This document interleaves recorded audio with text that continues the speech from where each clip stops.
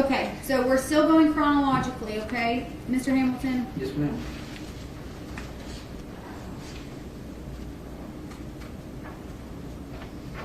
The next time that we see travel from Mr. Chen is when? It's the next day. And is it 11:23 or 11:22? No, we're into 11:23 now. After she arrived, it was late on 22, and then this pin drop starts in the early morning hours. That's right, I said that wrong, I'm sorry. So after this event, when is the next time we see Mr. Chen's phone traveling? I was in the morning time. At some point in the early morning, well, in the morning hours at 11:23, did Mr. Chen's phone travel to the Walmart? Yes. To your, from your memory, was that travel around 10:40 in the morning? I believe it was, yes, ma'am. Now, did Miss Pace's cell phone travel from Tremont to Walmart as well? It did. Were you able to see Miss Pace's phone and Mr. Chen's phone at the Walmart based on cellhawk information? Yes, ma'am. That morning? I was. Okay, and have you seen this video that is State's Exhibit 18? Yes.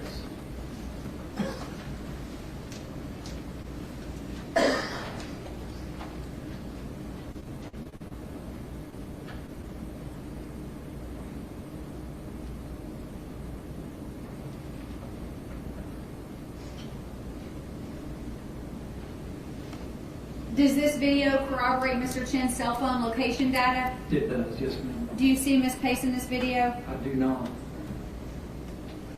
And then again, Exhibit 18 is depicts Mr. Chen checking out at the Walmart. Does this video also corroborate Mr. Chen's cell phone records? Yes, ma'am. Do you see Miss Pace in this video? I do not. Okay.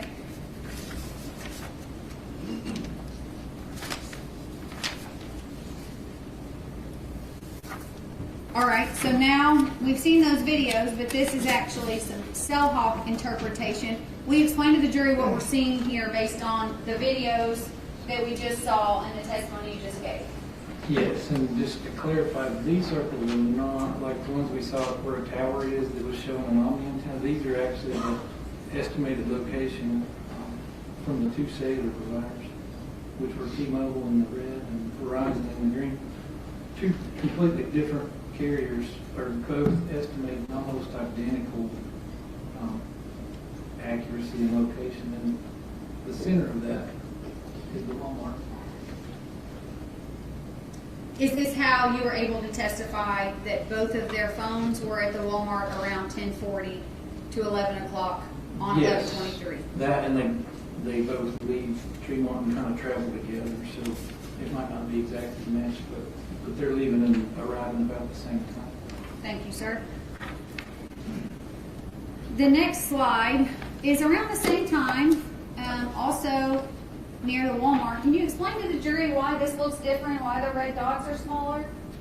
Well, just at that time and period, there wasn't anything from the face phone, but what's even better is the tiny dots are much more accurate. So they know you're on these arcs by the time it takes the signal to travel, and where the arcs intersect is basically where they estimate your feet. And when you start getting these small, it's usually pretty accurate. Like we saw, the big circle covered all the Walmart and some surrounding stores. Now we're down to parking lot. When the arcs intersect, you said that is when we can have a better idea of exactly where the parties are. Yes, it's not always 100% accurate, but the one thing to remember, you have to be in the coverage of that antenna on that tower, so you're not going to be way on the other side of town. It might put you in the wrong parking lot, but it's not going to put you way off. But the lines you would testify are arcs from the towers? Yes, it's the range, so that's how they get this. And on the record, you'll see like 0.68 miles. It's usually plus or minus a tenth. And that's how long it took the signal to travel from that tower to the speed of light. They measure it that fast. It's really blink of an eye, but it works. Will we continue to see the arcs throughout your testimony? Yes, ma'am. All right, so again, at 10:47, you have documented in cellhawk, both of their phones are at or near the Walmart, correct? Correct. Okay, and so let's keep going chronologically. Do you recall where the next location in Hamilton County Mr. Chen's phone travels to? I believe he went up towards Sutton Creek.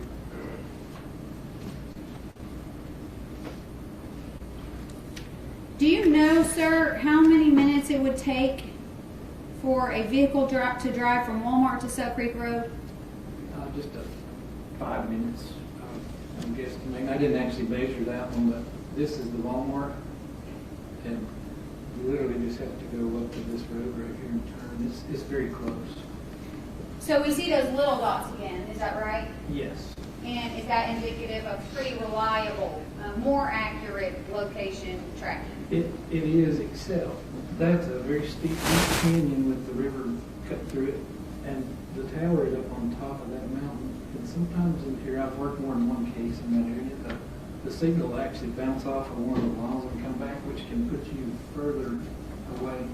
So, like you see these dots up here, that's on the bluff of the mountain. There's no way to get there from here. And that quick, that's where the signal is bounced, so it's measuring the time that's too long. So the average of them, and most of them are on the road, which makes sense, but then all of a sudden it'll jump up here and back. That's due to that really rough terrain. Again, this isn't GPS, so but when you've seen hundreds of cases, you start, and like I know up in Maine that they're going to, some of the long ones are going to be, generally they're long, like up on this mountain, there's no way to jump up there. You got to drive up like a bunch of crooked roads. So topography can sometimes affect can. cell hawk data. Yes. Okay. And Works then, much better out in the metropolitan open areas, and when you get up in the canyon, it's a little tough. can you again highlight with your pointer where Sutton Creek Road is? So Sutton Creek Road starts right here, and it goes down the river, and there's basically a vertical wall of rock, pretty much. It's very skinny down there, and it goes on out. But you just hit the road and then the mountain coming down to it, and water.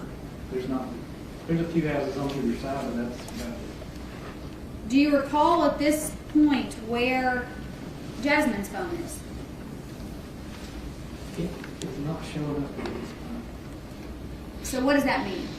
It just means it's not communicating with the network for whatever reason. Could be that it just didn't need to, or it could be turned off. Could be in airplane mode.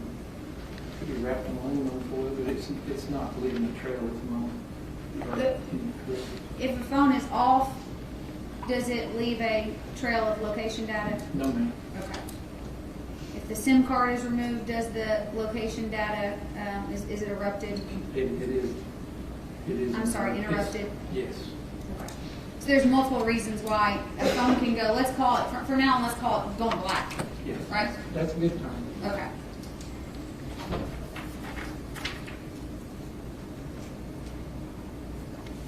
So that's around 11:05. Can you tell the jury where the next location is that Mr. Chen traveled? It's back to the Walmart area. Okay, and do you recall how long he stays at the Walmart area on that time? At that time? Not off the top of my head. It wasn't very long. At some point, does he travel back to the Walgreens? He does. At what time does he travel back to Walgreens? I think it was around 11. Could you refer to your note to Yes, refresh ma'am. your I notes to didn't refresh your memorize all those recollection? times. It's okay. Yeah, I've got the notes here.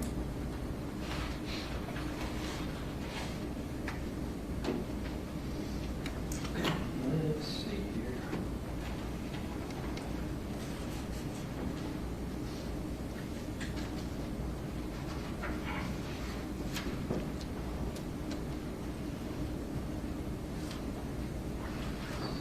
We are up to slide. So the next one's 141. I think the slide, we got them out of order in there.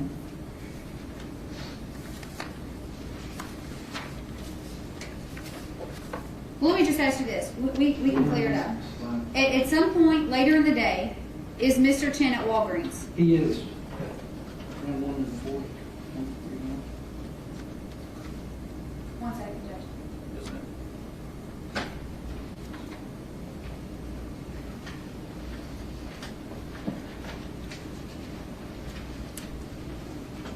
And in your review, can you see the, can you point your direction in the screen's direction again? Yes.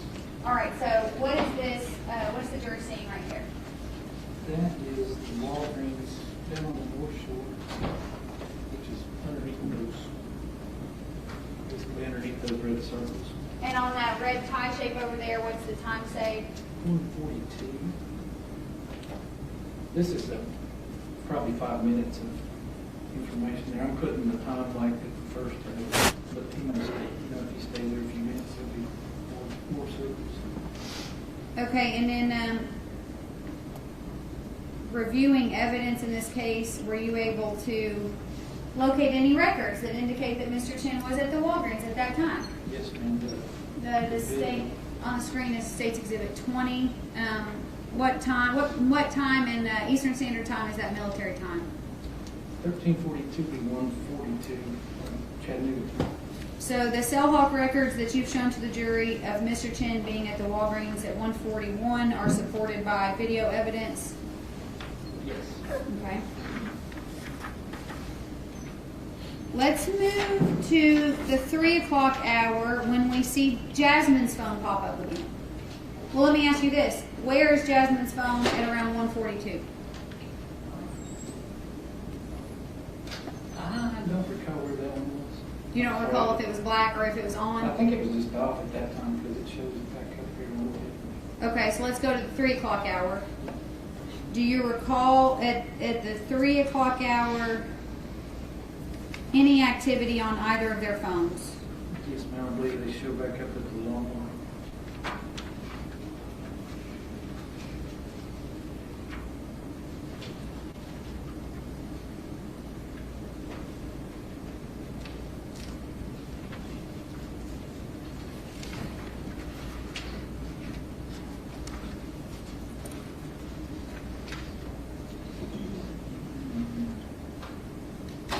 At 350, both of them are actually in the downtown area. In the Chattanooga, not in Richmond. Refer to the screen here. What are we seeing on cellhawk in the 350 out? 350, 4 o'clock hour. So just to orient you, Tremont would be probably right up in here. It's across the river. But this is downtown where we are now. And these two phones are both using similar towers. And it was, what I saw, it traveled from right to left, so heading from east to west. But this phone had been on for a while, and the red one was off. And then right about here, the red one comes on. And both of them show up at the same time in this downtown area. And this is all happening in the 350s. Some of these, those are estimated locations. These are showing the tower, but they didn't have a location. Is it your opinion that at this time both of their phones are in the downtown area shown on the screen? It is. They were traveling at about the same time in the same place. Are you aware of any activity that you found on both of their cellular records around this time? Yes, ma'am. There's a text message sent about right here. And who was that text message from, and who was it to? It was from Jason Chen to Jasmine Pace.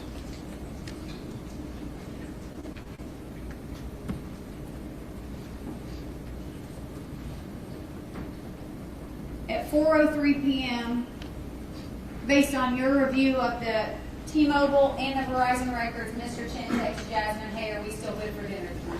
That's correct.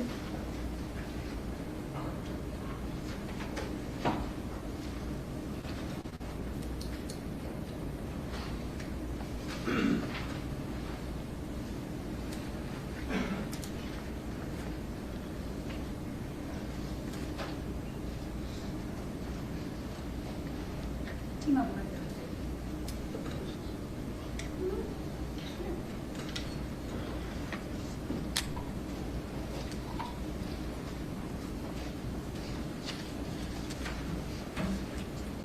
Approaching you with one piece of paper, if you could review that and tell me if you've seen it before. Yes, ma'am. Where is this document from? This phone, the phone forensic. The It's the forensic download of the message. Let me ask you this, Mr. Hamilton. I've asked you already, but were you able to review the forensic download from Jason Chen's phone? Yes, ma'am. Did you go through items on that phone? I did. Did it include this item? It did.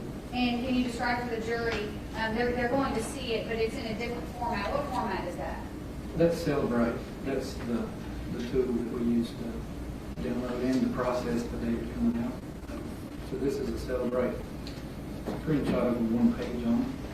Your Honor, I'd ask that this be admitted as the state's next exhibit.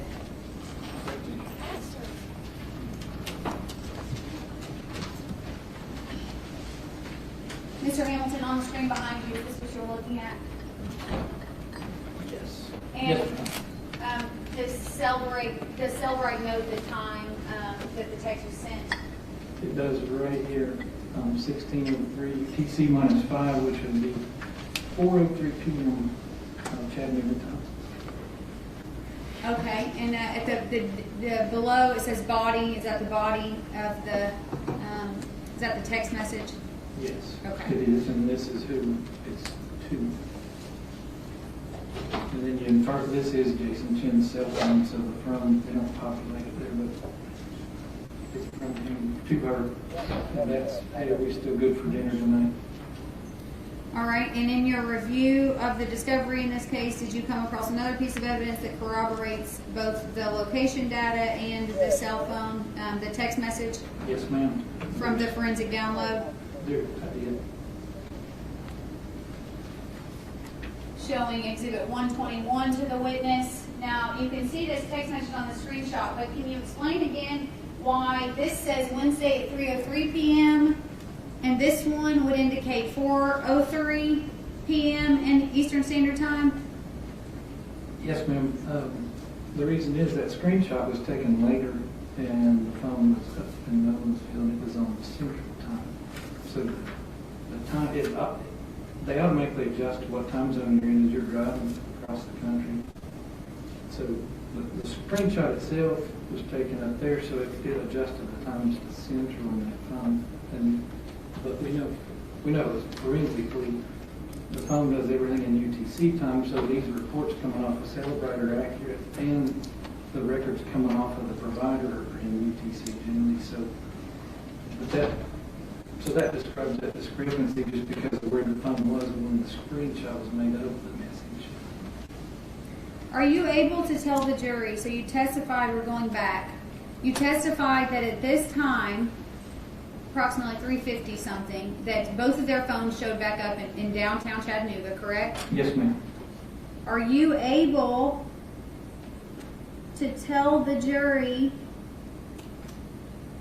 if Miss Pace's phone had been on immediately before that, or is this the first time you see it back on?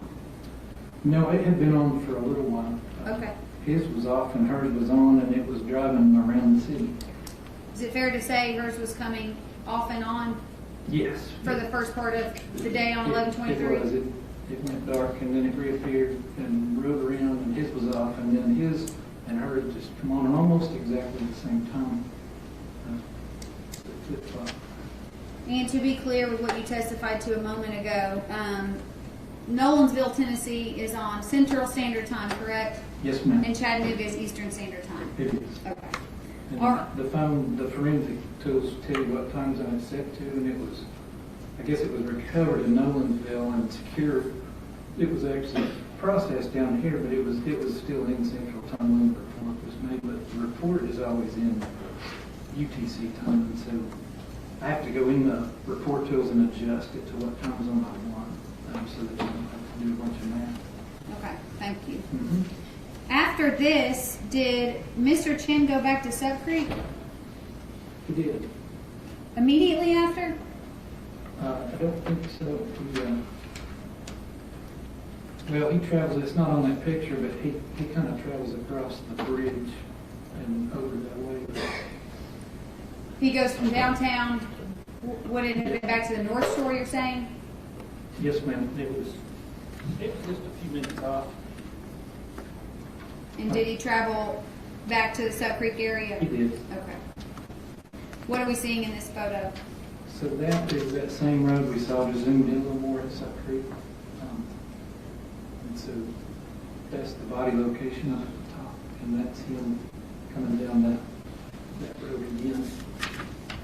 Would this be the second time on 11/23 that he's in the Sub Creek Road area? Yes, ma'am. All right, does he then go back to the area of 110 Tremont? If he went, yes, he goes to Tremont.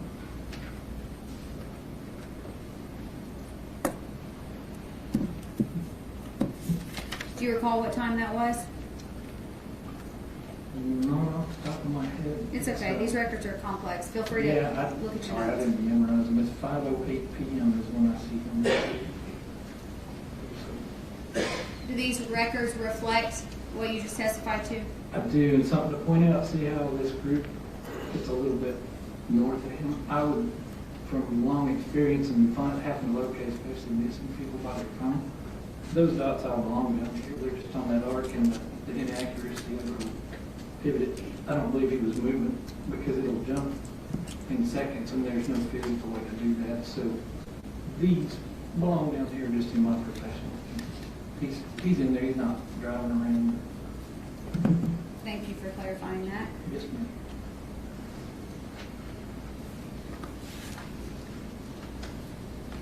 And do you recall when, how long Mr. Chen is here in the area of Tremont after 5:08 p.m.? It was 50 minutes, I think. Okay, and did Mr. Chen's phone begin to leave the area of Tremont around 6 p.m.? It did. Okay.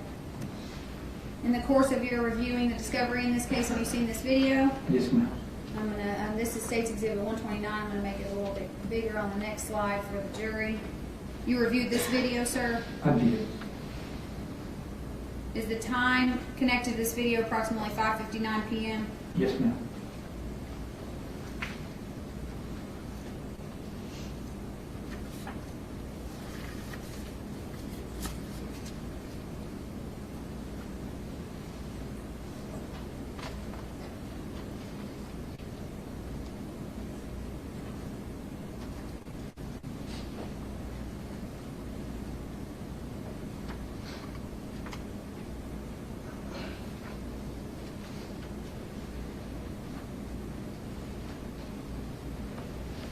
And then is there another video, Mr. Hamilton, in which you can see what appears to be Mr. Chen's vehicle leaving Tremont Street? Yes, ma'am.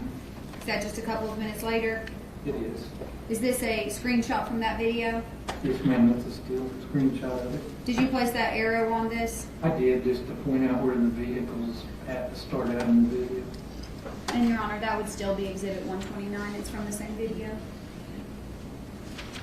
Do Mr. Chen's phone records corroborate him leaving Tremont at almost exactly this time? They do. Can you describe for the jury what we see here on the screen? So that is the start down in here around 110, and then the traveling, and then 27 highways, most direct route, and by the timing, I believe that's what it took. So that's basically him leaving out and getting up on the highway.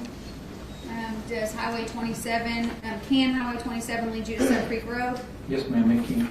Is that the direction in which Mr. Chen's cell phone travels? I believe so. By the timing, it would almost have to be. does Mr. Chen's phone arrive at the Suck Creek area around 13 minutes later? It does. Can you please, again, describe what we're seeing for the jury and show the jury where Suck Creek Road is? So this is that highway that we just saw a little lower down here, and then you get off, and these again are going to be close. A lot of factors there, but the dots are traveling down Suck Creek Road towards the body location. How accurate are the dots in this photograph? The size of them, I don't remember the meters, but it's pretty small. Those are pretty good, but we know he's not driving through the middle of the Comanche plant. So again, this is not GPS, but the average of all of it is pretty accurate. If you're moving fast, it's usually not as accurate as if you're sitting from it. The problem here is there's not as many towers, and the more towers that are involved in the map, the better. And when you get in that canyon, you're kind of on your own with one or two. But the general travel direction is good. Let's move forward to 2 minutes later. 6:15 on 11/23. Now describe for the jury why this looks a little bit different. So this is just zoomed in more. These range rings that are on further out are where I was talking about it bouncing off of the vertical cliffs, and it jumps back and forth. But if you average all that together, it puts you pretty close. And you testified about how long it would take to get from Tremont to certain locations, but did you actually look at anything on Google Maps to help the jury understand the distance between certain locations? I did. I just ran a address from travel trip from point A to point B and let Google tell me, because they know the speeds and average travel times. Is this a screenshot from the Google Maps? It is. And it shows that it takes how long to get from Tremont to Suck Creek? 13 minutes. Does that corroborate the location data that you retrieved from Cellhawk? It does. Do you recall what time Mr. Chen departs the Suck Creek area? It was not long. He was 6:33 p.m. when he leaves out of there. All right, and do you recall, and this is him leaving. Yes, so these dots are stuck. There's no good way to do this in court, but they're laid down consecutively, like in a video, and he's going out now. Okay, so based on this photo, you can tell that he's actually leaving the location of the body. Yes, so this dot is older than that dot. So as you're going that way, which is at 6:33, he's headed out. Do you recall where Mr. Chen's phone goes from this location? Goes to the Walmart parking lot in Red Bank. Same Walmart we saw earlier. This is the same Walmart that he was at earlier in the day? Yes, ma'am. That's nearby, is that correct? It is. Okay. And is there, I apologize. Here we are. Tell the jury what we're seeing. This looks a little bit different. It looks like it's just zoomed in. Yeah, he was in the area of Walmart. There's the super center down here at the bottom. Again, these dots can get inaccurate, especially like even in that location, they can be off some, but he's near the Walmart. And do you recall if there's anything significant about Mr. Chen's phone being back at the Walmart again? There is, because Jasmine Pace's phone reappears at the Walmart. So when you say reappears, what do you mean? It's been dark for this whole time period, and now it shows back up. And can you look at the screen, please? Yes, ma'am. What does that represent? That's the estimated location of Jasmine Pace's cell phone by Verizon, and it's pretty much centered on the Walmart, and it's 6:41. Is this location the last location for several days that you see Miss Pace's phone? The location is, but not the time. So, tell the jury what you mean. I see it again here in a minute, but Okay. it's never seen anywhere else after. Okay. Is this what you were talking about? Yes, ma'am. So Oh, okay. 6:49. Same location. A few minutes later, it's detected again near the Walmart. Yes, And then does it go dark? it does.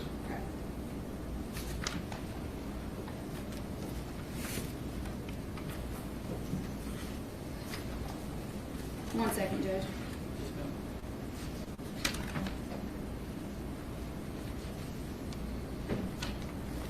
Based on Ms. Pace's cell phone records, the Verizon records, were you also able to corroborate that her phone went dark around this time? Yes, ma'am. Can you tell the jury what we're seeing in this photo? So this is from Verizon. It's part of those records we've been seeing. And this tells you a date and time. These numbers, I think we'll go over those in a few minutes, but these are kind of like serial numbers that tell you what phone it is and what model and make. But basically, this is the cell sites. And right there, you notice there's just blanks. Well, there's incoming calls or texts, and they go nowhere because there's no tower connected because the phone's not on the network anymore. So the activity showing up is actually inbound. And the phone doesn't acknowledge it, so you get this blank, just a blank column. And you see that the next, under the green highlighting, the next activity appears to be 11/26/2022. Is that correct? Yes, ma'am. It jumps up to the 26th. Based on your review of the file, do you know why that would be? I do, because her family reactivated, they got a new SIM card for that number and reactivated a phone. And so the new activity starts showing up. After this, do you recall if Mr. Chen's phone went back to the area of Walgreens? Of Walgreens? Yeah, probably he did.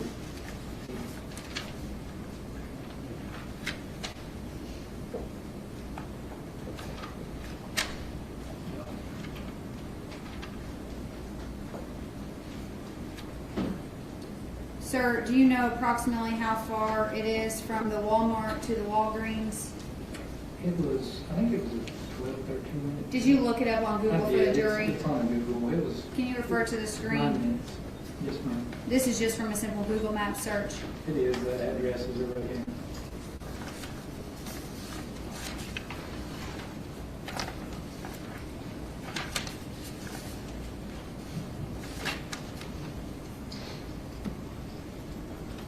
Have you seen this video? Yes, ma'am. And what time would that be in the right-hand corner? In local Chattanooga, that is 7 p.m. Exhibit 21, Your Honor. Does this video of Mr. Chen at the Walgreens at 7 o'clock corroborate his cell phone records? It does.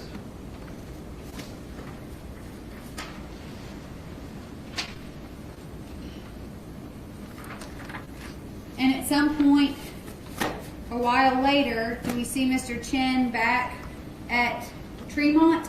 Yes, ma'am. Do you recall what time he arrived back at Tremont? I don't, but it wasn't long after that. In your review of the evidence, were you able to see this video? Yes. Right.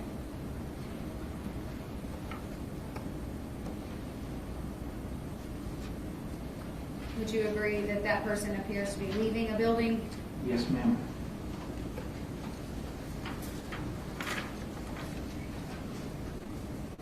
That would be a screenshot, is that correct? It is. All right. And now we go back to phone records.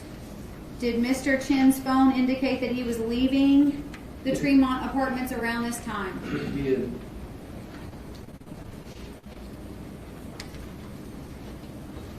Around the exact same time that he is seen leaving the Tremont apartment building, is that correct? Yes, ma'am. Just a minute later. And do you recall where he went? It goes to 900 Mountain Creek. And is there other evidence that you've reviewed that would corroborate his travel to 900 Mountain Creek Road? There is a camera that's across the street from Tremont. And my Chevy. And the My Chevy app you Yes, said? ma'am. Exhibit 2, you can see that Exhibit 2 indicates a start time of 8:27 and an end time of 8:45. Is that correct? Yes, ma'am. Does this corroborate Mr. Chen's cell phone records? It does. And were you able to using his cell phone records, actually map him in the direction of 900 Mountain Creek Road? I was able to map that, yes, ma'am. And then you mentioned this video, this is exhibit 129 from Arctic camera footage, 1123. Why is this significant, sir? Because you can see the Pace vehicle, and I can make out the hat and the hoodie that I saw in the ring camera in the hallway. It's your opinion that the person in this car is the same person in the hallway at that apartment building? Yes, ma'am. This video jumps a little bit, but are we seeing the white Chevrolet pull out Right here. of Tremont Street? Yes, ma'am. All right, and is this a screenshot? It is. That's when he's turning that corner, and the colors aren't showing up on the display very well, but you can make out the red in that hat and the gray hoodie.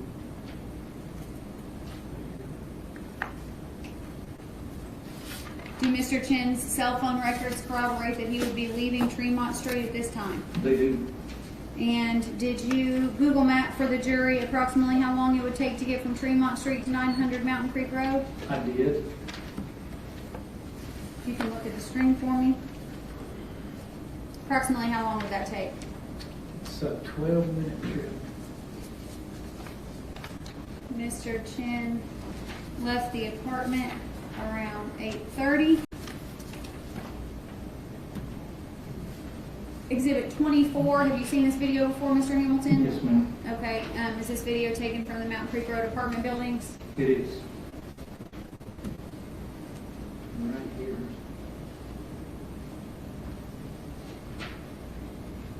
Does that appear to be a white SUV? Yes, ma'am.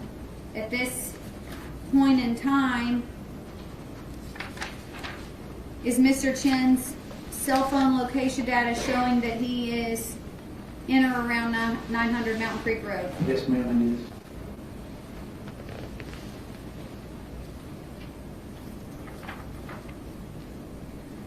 And then have you also seen the next part of this video that shows what looks like or has been testified to a Prius pulling into this parking lot? Yes, ma'am. What time does that Prius pull into the parking lot? I was 8:49.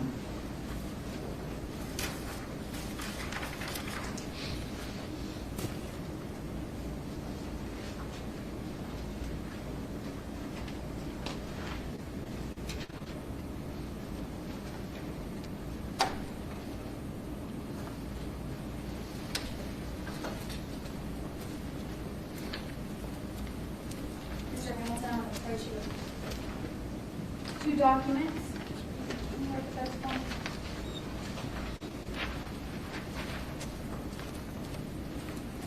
Okay. Do you recognize those? I do. What are these documents? Those are extracted from Mr. Chen's cell phone by Celebrate, and they're pieces of an app. It's a list app. Okay, It has so- some remnants of messaging that it's So these were extracted in the cell phone download, correct? correct from Mr. Chen's cell phone. That's why you said Cellbrite, is that correct? Correct. Okay, and when you say from an app, what does that mean? So I'm sure most of us are familiar with smartphones. You can install apps, and even if you want to install that app, most of them leave pieces around your phone where they store stuff. And in this particular case, there's pieces of an app for Lyft to get a car ride, and it left some telltale messages, and that's what the Your Honor, I asked you to move into evidence in 6 minutes. Now, you just testified to Lyft. 218, Judge?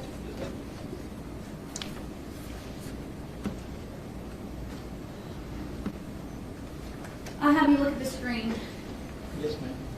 This would be the first page of Exhibit 218. Now, can you tell the jury, while looking at this, can you describe for the jury what you mean by an app and how we know that it's from the Lyft app? Okay. The reason we know it's in this database tells us where it's stored at. It's telling us it was using data on the network. But what's interesting is it's Zimride. So I learned something in this case. That was a computer nerd, and he wanted to go see his girlfriend in college in California. He couldn't afford it, so he created an app to get people to pick him up and take him to see his girl. And his name was Zimmer. He started that in 2012, and so it was called Zimride for a year, and then they changed the name to Bleak. But that's a computer programmer, and that's where Zimride came from. Okay. So it's still called internally because I guess that was their early software. It's still called Zimride, but it's Bleak. And what would the timestamp there be indicative of? So UTC 5 minus 5 is Eastern, that's Chattanooga time, and that is at 2039, which is 8:39 for non-military folks. And then the second page of 218 shows the same thing, except now we've got a different time on there. Is that correct? Yes. This is actually, it's a notification coming in, and it's at 2050, which would be 8:50 p.m. So we're 11 minutes later. How do you know it's a notification coming in? It says location feedback notification. Okay, and where is Mr. Chen's cell phone at 8:50 p.m.? It's in the parking lot of 900 Mountain Creek on the corner right beside the parking lot. Does this map reflect that testimony? Yes. So this is the whole parking lot. And it's showing him right there on the main street.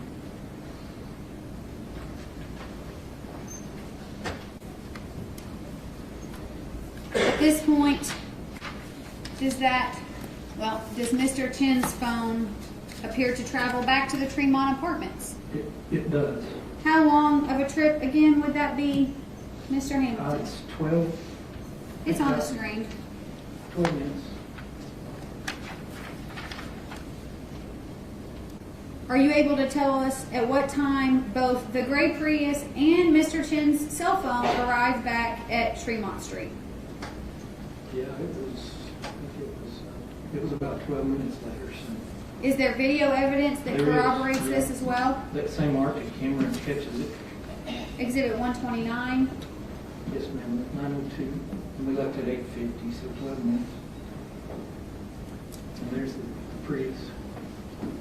And does this video corroborate Mr. Chen's cell phone records? It does. His records come in right at the same time. And they're stopping and putting the hazards on and letting somebody out. You'll see them kind of run right up in here.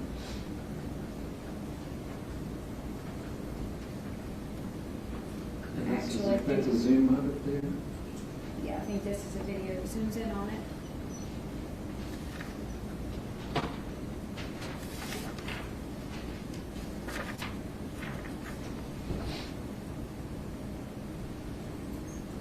Does that person appear to have a hoodie on? They did. And at this point in time, are Mr. Chen's phone records showing that he is back at his apartment on Tremont Street? They are. All right. The next question I ask you is significant. Where was Mr. Chen's cell phone from this time on 11/23 until midday on 11/25? It was here. It was at his apartment Yes. the entire time. Yes. Didn't go anywhere. No. Would you agree that that's basically a day and a half? It is. Yes, ma'am.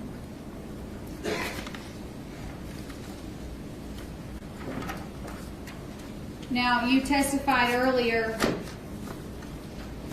that you testified to the jury what the difference between a SIM card and a cell phone is, Yes. correct? Are you aware in this case that Ms. Pace's SIM card was located at some point, and I apologize, this is the slide that shows Mr. Chen back at Tremont, is that correct? It is. Okay. Now, are you aware that this was found in Mr. Chen's possessions? Yes, ma'am. Okay, and this is 167-2, State's Exhibit. Have you seen this photo before? I have. Have you also seen the forensic report that was extracted by the Digital Forensics Unit Yes, from ma'am. this SIM card? I have. Now you're seeing Exhibit 201 next to Exhibit 167-2. Correct. The SIM card report shows that, well, what does the SIM card report show? So on this slide, what I'm showing is, it's called ICCID, and you can read it there, Integrated Circuit Card Identifier. It's all these they're like serial numbers. That's what's printed on the outside. That's an ICCID. Electronically, this is extracted by Cellbrite, so that nobody types anything in there. That number matches that number, so that tells me this report is on the device that they physically took a picture of. There's only one of these in the world with that number, because your phone would get mixed up with somebody, so you can't have any duplicates. So that tells me this report's valid, and it matches what they found up in Nolensville. Now, for your purposes, is there another significant number on this forensic report? There is. And what is that? It'll be the, well, 2 of them actually. So This exhibit 201 still, Judge? yeah, the MC is kind of an internal number on that card that tells them.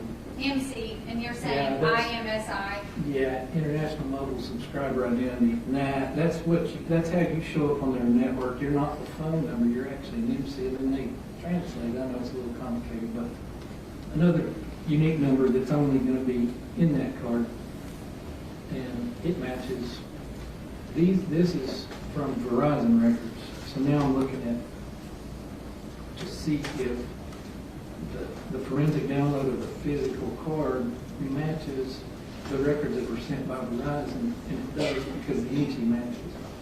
So now we know the card is the right card, we know we did the right phone, and we know we got the right records. They all match. So, and there's another number that's kind of important. That's right. It says subscriber MSISDN. Is that correct? Yes. And what does that stand for? So that's the Mobile Station International Subscriber Directory number, which we all call my phone number. That's your phone number. So it's right down here, and it's, when they do the whole thing, it'll always have a 1, because the United States is period code 1. But that's her phone number. So that can change on that card. You can change phone numbers on the same SIM card. You can have SIM cards with more than one phone number, but in this case, that's her phone number, and that's her number. For your purposes, is the IMEI also significant? It is. All right, let's talk on the screen behind you. Let's talk. What's the IMEI? So this number is basically engraved into your phone. It has nothing to do with the SIM card. Sometimes it's hidden, but it's on the SIM card holder. But that is the serial number of your hardware, your phone itself. The network gets broadcast to the network, and the reason they do that is that's another way to identify you're the right person. But mainly, if somebody steals your phone, you can report it stolen. They'll put this IMEI, which is your equipment identity, they'll put it on a list, and they won't let that phone back on a network. So that's very important to identify the physical phone, no matter what SIM card it's in. So to clear this up for the jury, because we've talked about the difference between the phone and the SIM card, are you aware that vehicles have a VIN number? Yes, ma'am. That identifies the vehicle itself? Yes. Is the IMEI basically like the physical phone's VIN number? It is. That's a good way to put it. Look. You can't change it. It's electronically embedded into it. And there's only one in the world, so that identifies the actual phone. No matter if it's SIM card, no SIM card, that way you don't know whose phone it is. At some point on 11/25, is there something that happens that involves Jasmine Pace's phone based on your explanation of the IMEI? Yes, ma'am. And what would that be? Jason Chen's SIM card gets put in Jasmine Pace's cell phone, and he starts using her nice bigger iPhone 13. And can you please refer to the screen and explain to the jury how, based on these telephone records, you know that? So this is his records from T-Mobile, and here's that IMEI we were talking about, and we have them both from the forensic download and from his records and her records, so I got them 3 different ways. And this IMEI Actually encoded into that IMEI is the make and model, so they can determine that from when it comes in. But that number is unique in the world. And we're right here, you'll see that ends in 2297, and it's an iPhone XR. Right here, it turns into 2742. Now you'll see on the other records, there's actually a number after the 2. That's a check sum. So they're 14 digits. Some of them have an extra digit to check them, but you just kind of ignore it. But his phone changes into an iPhone 13 Pro Max, which is what hers is. And that happens on 11/25 at 2:07 in the afternoon.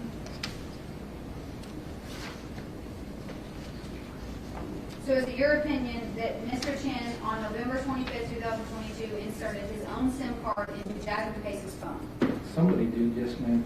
Somebody did. I'm not sure who did it, but they had to physically remove it from the one phone because it was working.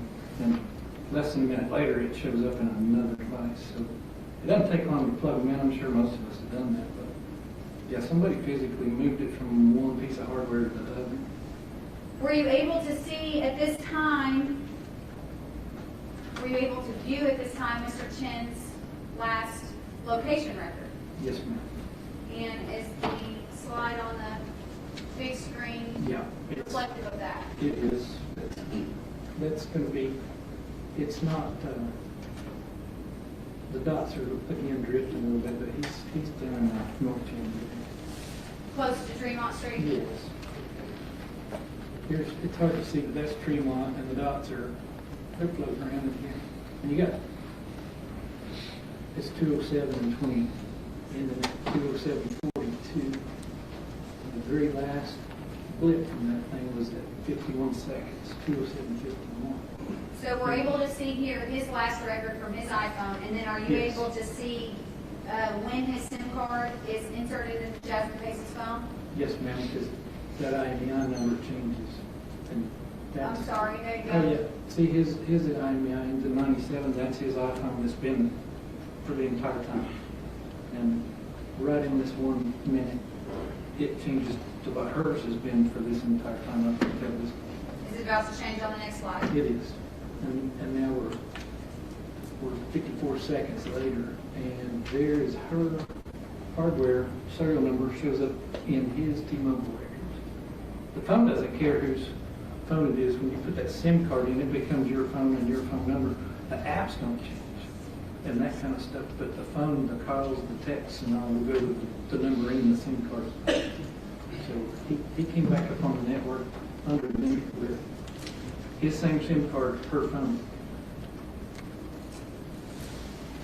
And do you know how long his SIM card stayed in her phone? Actually, I think it stayed in there until 11/28. The day of November 28th, Yes, ma'am. 2022? Yes. And at some point, using Mr. Chen's location records, because let's clarify for the jury. Sure. He's got Jasmine's phone, but his SIM card. So does that mean that we are still able to track him based on his phone records? Yes. Yep, same records. The only thing that changes is the column that says IMEI and the column that says make and model. Everything else is the same. At some point on I'm sorry, were you going to say anything? Okay. On November 25th, 2022, at some point does Mr. Chen travel from Hamilton County to Nolensville, Tennessee? He does. And is that reflected on the screen? It is. Can you talk to the jury about this, please? This is just a zoomed out, and then I let it not erase the dots, so for the entire trip, so you can just see. You know, if you watched it as a movie, you just see it slowly progressing. You know, the highway, but that is following the interstate back up to Nashville. And approximately how long does it take him to get from Chattanooga to Nolensville? I think that one was about a little over 2 hours. And did you also look up that trip on Google Maps? I did. Is it on the screen right now? Yes, ma'am. That's it. Would it take approximately 2 hours to get from Chattanooga to Nolensville? Correct.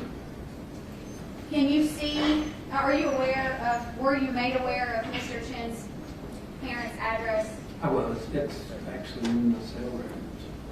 Okay. And were you able to identify at what time Mr. Chen arrived at his parents' home on November 25th? Yes, ma'am. It was 4:50. Can you explain to the jury what we see here? So this pin is showing their location in the Ashburn Court. And this is saying he's using, at 4:51 he's using this side of the tower. At 4:52 he starts using this side. So I think he's transitioned beyond this line right here, the one that's kind of straight down. And then that dot right there is in the 4:50 time frame. So right around 4:50 he's pretty close to Ashburn. How long does he stay based on the phone records in Nolensville? He stays until the 27th of. Where does he go on November 27th? He comes back to the North Shore in Chattanooga.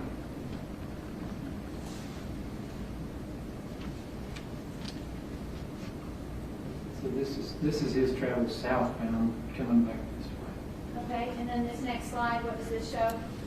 That shows the entire travel path. But I found he didn't deviate really, he just came straight down. What area of town does his phone travel back to in Chattanooga? He's just a little bit west of Tremont Street. Kind of, we call it Renaissance Park, but he never does actually show up right all the way to Tremont, but he's within a few blocks of it. That would indicate to the jury that you are able to see with quite a bit of accuracy where a phone is located. Is that correct? It is. Because here you know that he doesn't make it all the way back to Tremont, but you know that he's nearby. Is that right? Correct. And when we say that you know he is nearby, we mean you know where his phone is. Phone is correct. And his phone was just a few blocks from Tremont Street Yes. at, let's see, I've got this, 637 Yes. on So 1127. Yeah, so go ahead and map it out for the jury. here's 110 Tremont. That camera we've been watching is right here on this intersection. And that's just a couple blocks to walk. That phone stays over in this area. And we've got a long history of seeing what it looks like when it's at Tremont. It kind of bounces around the yard, so it never makes it that far. It stays a little bit, a block or two away. Are you aware, Mr. Hamilton, of what time on November 27, 2022, the Chattanooga Police Department was able to secure Mr. Chen's apartment? I think it was 10:30. Will you refer to your notes and see if you can find it in there? I think that's still, that slide's not in this.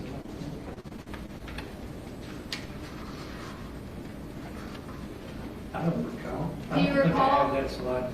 It was late that evening. I remember it was 10, 11 o'clock. Let me ask you this.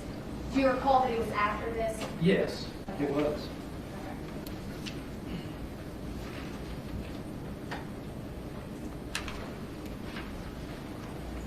Do you recall what time Mr. Chen's phone leaves, well, Ms. Pace's phone with Mr. Chen's SIM card in it leaves the area of Tremont and North Chattanooga? Yes, it was around 9:30. And the jury, if you'll remember, is not from Hamilton County. Can you describe for them where Mr. Chen travels to? So Hickson will be north up here. It's actually a little bit further than where the Pace family lives. It's up towards that way, but it's just north of there. It's a suburb of, kind of blends in with the North Shore, and then it becomes Hickson. What do we see on this map? So this is him leaving that area around a little bit west of Fraser Avenue and starting to travel. I'm starting to see movement. Are you able to see when his phone arrives in Hickson? I do. It's, like it should be about 10 minutes later he's in that area. You would describe Hickson as not too far from the North Shore? No, it's a short drive, depending on traffic.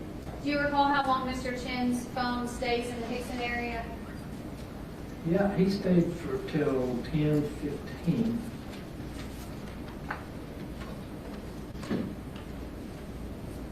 So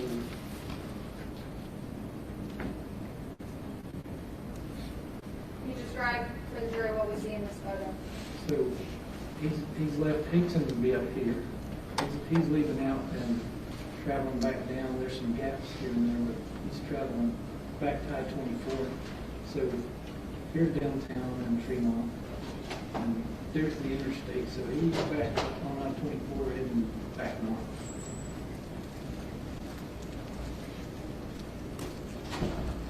And then where does Mr. Chen's phone take him? Eventually he gets back to Nolensville to Ashburn for his parents' house. Is that where he goes after he leaves Dixon? It is. He makes I think he makes a few stops on the way, but he gets Does this map indicate his travel back to Nolensville? It does. Why would there be that gap in this one? That would basically be the phone's not communicating with the network for the myriad of reasons we discussed earlier. There's a lot, but it's not on, or it's just, maybe the battery died and had to recharge it.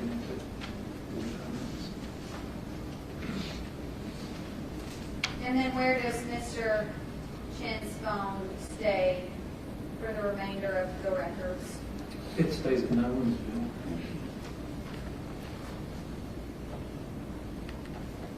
It's kind of hard to see, but there's the address, the actual house, and the almost centered in the estimated location.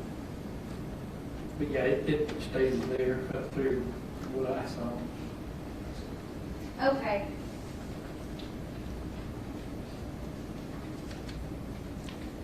So, is it your opinion that Mr. Chen's cellular location data matches the other discovery that you have seen in this case? It is. The other evidence that you have seen in this case?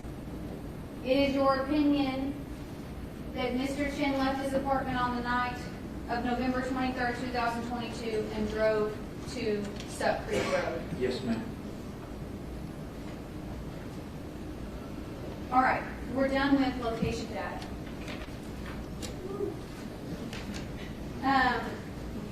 You testified that you inspected both Mr. Chen's forensic download, correct? Correct. How much time did you spend inspecting Mr. Chen's forensic download? Not a lot, because I wasn't allowed to until very recently. I probably have 10, 20, I'd say 10 or 12 hours. Okay. And how long were you able, what amount of time did you spend with his cellular records from T-Mobile? Probably 50, 60 hours. A lot of that was actually converting those oddball videos into standard format so that they play in court and corroborating what a report said. Because I actually went through all the police reports and all and kind of built the case myself, not knowing anything about it. I like to do that first and then talk to the detectives and find out what their story is. So I spent a lot of time reading and trying to wrap my head around what happened just from all the notes that are in the scope.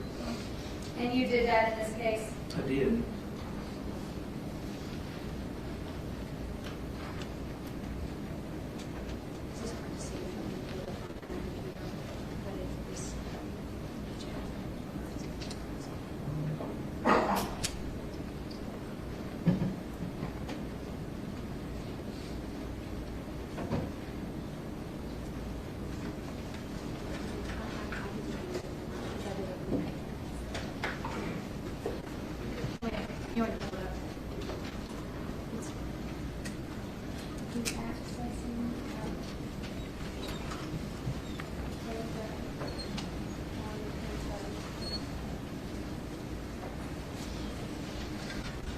Oh, Mr. Hamilton, I'm going to rely on your eyeglasses for this one. Yeah. And then we'll zoom in for the jury, but I'm going to ask you to look at this best you can.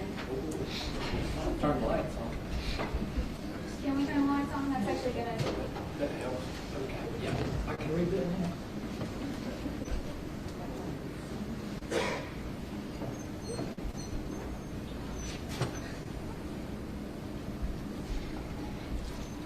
Do you recognize this? I do. What is this? This is a page from the cell providers. This is called SMS, which stands for short message, but this is content of text message. And sometimes we get those. In this case, that's what we have. different text messages. And can you tell whose phone those records are from? I can, it's from Jasmine Hayes' phone because it has the EMS ISDN, which tells me the phone number. It has all those numbers we talked about. So I know this is Jasmine's phone, and this is the content of some of her text messages.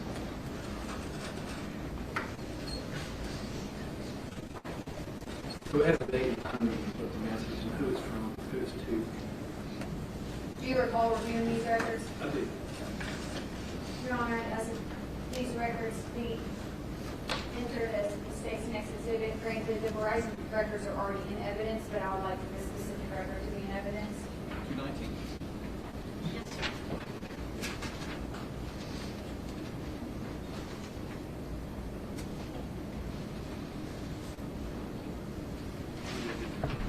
You can keep it up there. Okay. All right, I'll see. I tried to do it on this time where I can zoom in so we can help here. Yeah, that's pretty small. Oh, wow. I did it. Okay. All right, so are these the records that you were looking at? Yes, ma'am. And over to the beginning at the left, you'll see message arrival and final disposition. What does that mean? That tells you what time it came in, and then if the phone was not on the network, like you turned it off, and then you turn it back on, those messages sit in a hopper, and as soon as you turn the phone on, they pop in there. So those times aren't always the same. If they are, it means your phone got the message immediately. Objection, may I refer?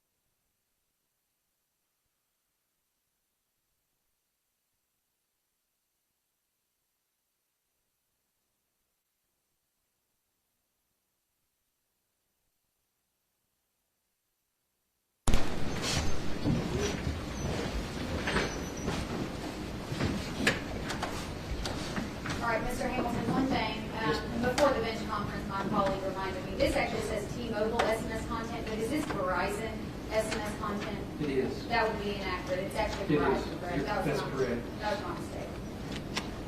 Okay, let's go back here.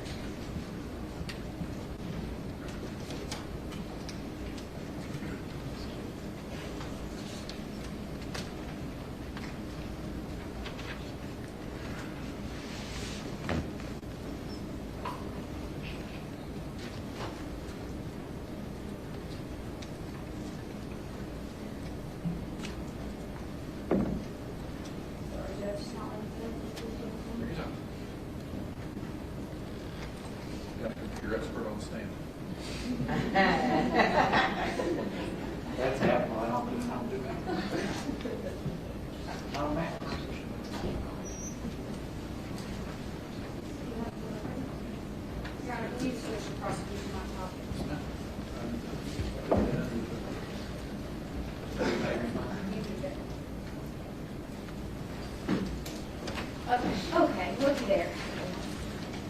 All right, so here's a larger version of the image. Would you agree? Yes. And now, let's see, I'll get a pointer. Okay. Over here, would you agree that this is Jasmine's phone number? Yes, ma'am, that's Jasmine Pace's phone. Does this indicate that these are Jasmine Pace's phone records? It does. Okay, and I'm going to draw your attention over here. And Paul, if you could scroll down just a little bit.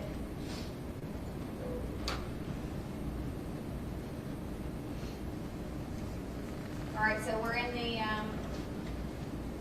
time frame of the 4 o'clock hour. Would that be AM? So yes, that's actually the correct time, because and the reason you have to know where the switch is, and that's the Duluth switch, which I'm familiar. That's in Atlanta, so those times are actually accurate. To Chattanooga time, because we're both in the same time zone. Are these records indicating activity on Miss Pace's phone?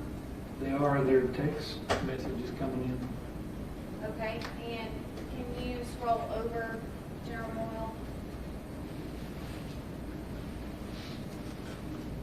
Okay, so in the 4 o'clock hour, what are we seeing on the right? So this is the content of the text message.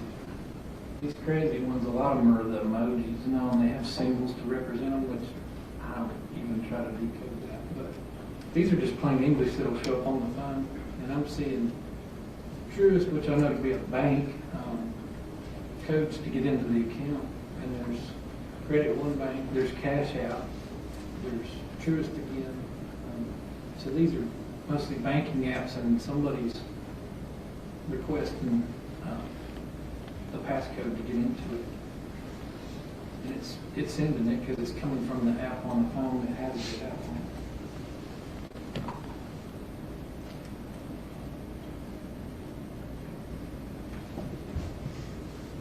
Your Honor, I'd ask you to go back to PPD.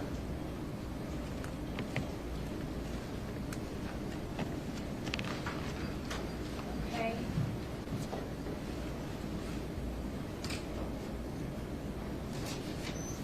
Now let's go back. Those were the Verizon records. Let's go back to the T-Mobile records.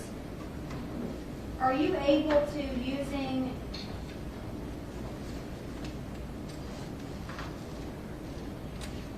the records, are you able to actually search for different types of notifications? You can, so yes, you can search for in the Celebrate report mostly, but you can also do it in the record. You can search for terms. So you can put a word or a number or whatever, and it'll go find it all through whatever the database report will find. So if you were to enter the word banana, it might show you where banana is used in those records? Yes.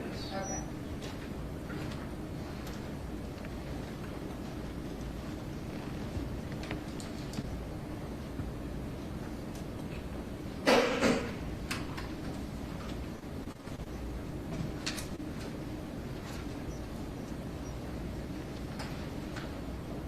And you said this is in Cellbrite, is that correct? No, I'm sorry, what you just described, the searching. Oh, yes. Okay. Yes. The other one was actually from the record. I'm going to hand you this document. Do you recognize that? I did. Did you, using Cellbrite, search for a word? Did What was that word? Tinder. I don't know if you're putting it up there, but yes, the word Tinder, Tinder. Would that confidently pull up all of the Tinder activity on someone's phone? Yeah, it will, even if there's the app's no longer there, there's still a piece of crumbs laying around, and it'll find them, so yeah, I think what it did. Your Honor, I ask that this State's Exhibit 220. So,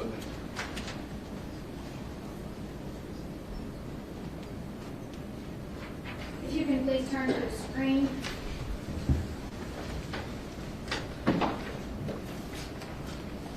This is Exhibit 220. Are these the records you were just looking at? they are. All right, we're going to zoom in on these records. 11:20 can you see that there was activity on Mr. Chen's Twitter? Yes, there's some cookies, 11:20, and then here's 11:21. What do cookies mean? They're like they sound almost, they're like a breadcrumb. It's a piece of information stored on your device that lets them know what time of day. And we get it on web pages. They're part of the revenue stream from ads and things. Would that indicate activity? It would. Okay. At least the app is running. And then is there any activity from 11/22/2022? Tell me. And then what is the first activity from Tinder on 11/23/2022? This is local time, Chattanooga, 9:51 in the morning on the 23rd.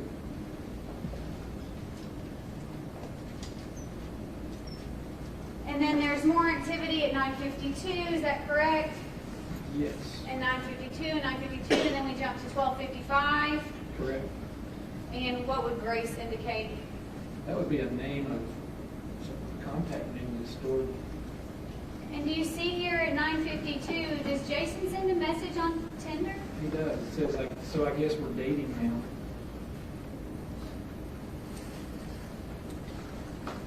And then does Victoria say something at Yeah. 21:50? He does. So let's see who he contacted in the morning, and then this would be at 9:50 at night. So that same evening on the 23rd at 9:50 p.m. Haha, really? Question mark, why is that with a smiley face?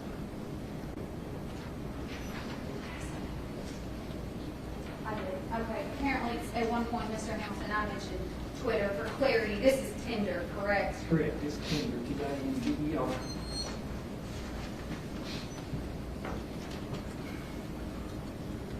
And now we're going to go to a zoomed-in shot of the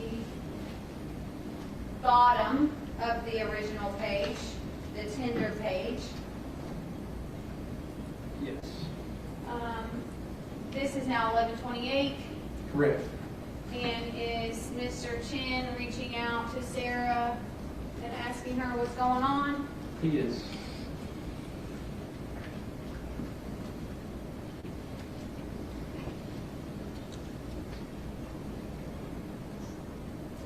Were these notifications, the notifications from 11/23/2022, were those after Miss Pace's phone had sent a location to another phone? Yes. What about the Truist messages and the bank?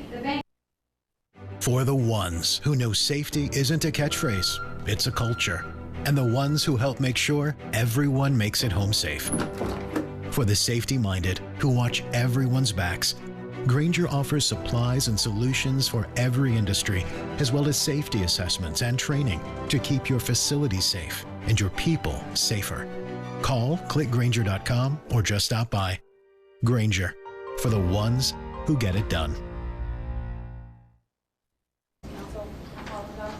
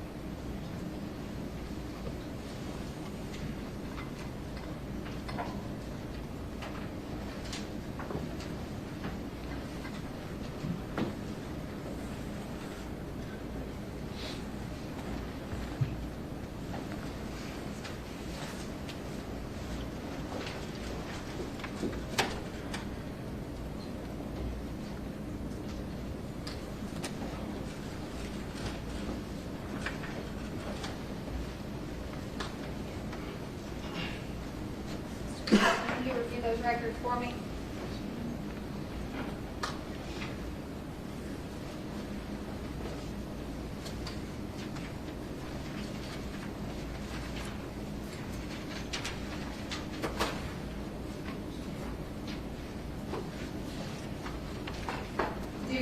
have those?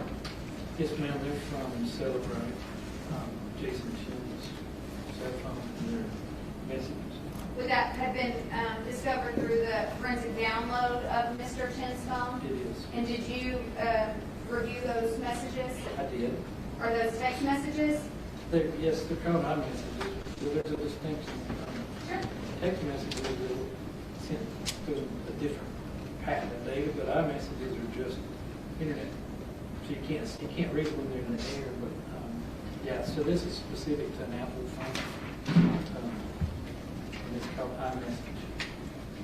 Your Honor, I'd ask that these records be submitted as collected Exhibit 221. I'll staple them. Yes.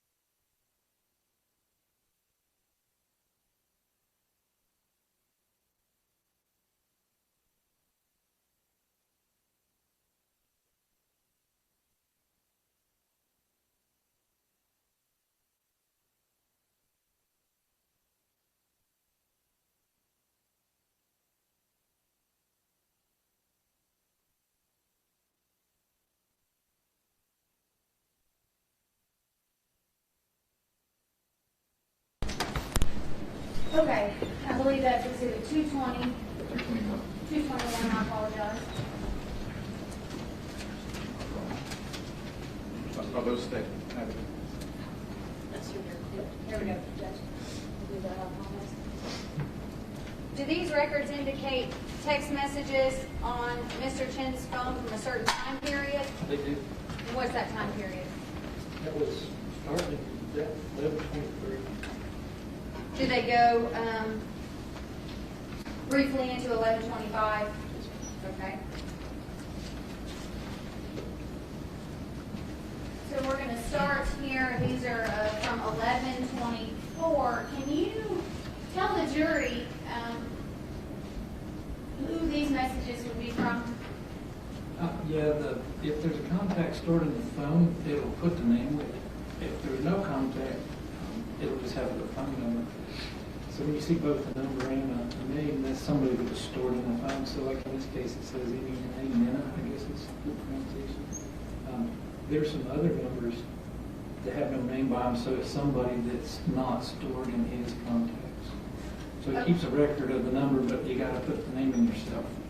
Now, these are coming to Jason's phone, is that correct?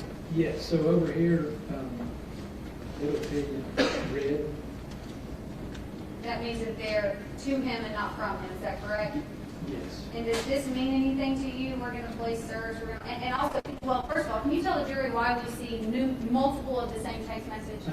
Those are group messages where you pick 4 or 5 however many people and send one message to all of them at once. And it's going to show up here multiple times.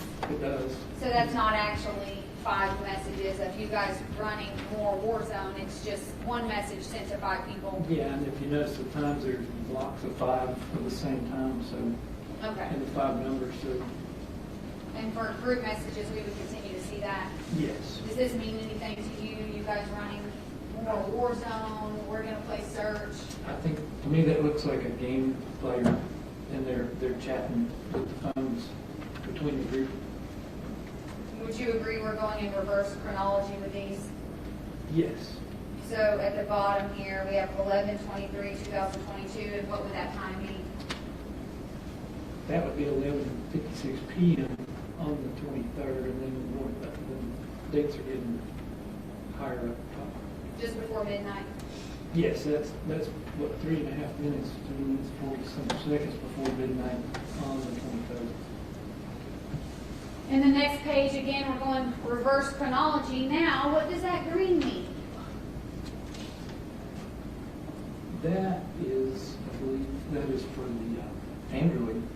But I'm saying now, who's Oh. sending these messages? Oh, Jason is, And do we know that based on this? Yes. But also the position of the text? yes, it says sent instead of red.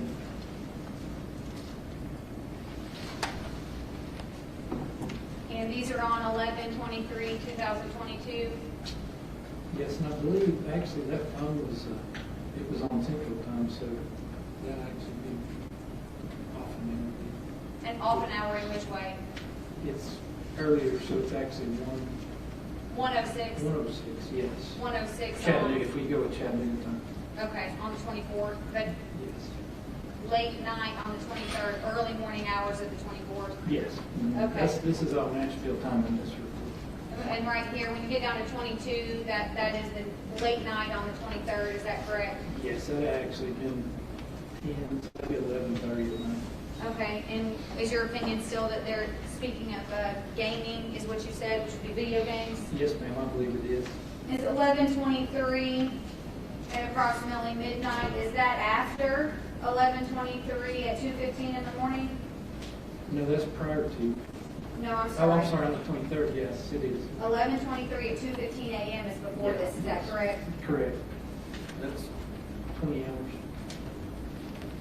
And from 6 p.m. on 11/23, when Mr. Chen left his apartment and went to Suck Creek Road, how much later is this? That's what, 5-6 hours?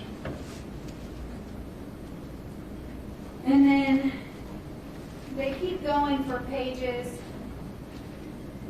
without Mr. Chen responding. Would you agree with that? Yes. And are these more group messages to Mr. Chen? They are. I look at the time column because that tells you real quick, there's 4 of them at the exact same second. So yes, there's some group messages. Do these messages indicate maybe some video gaming going on? That looks like the language. I'm not a gamer, but that's would be common.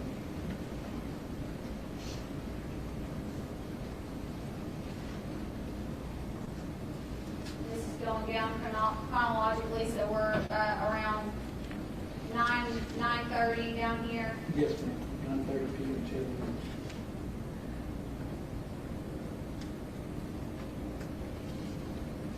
And is there anything, did you see anything else from Mr. Chen from the time, from 11/23/2022?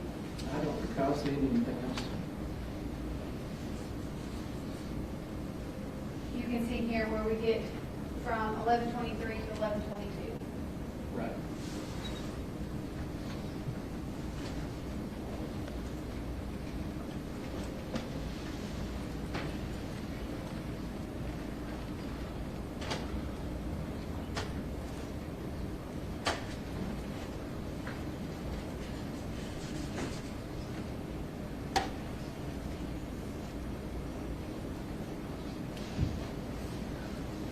That's it for the state judge.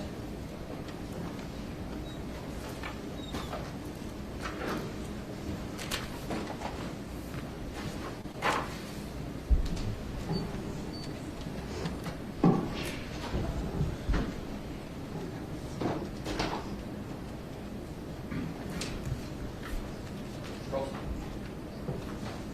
Your Honor, may I report? Yes.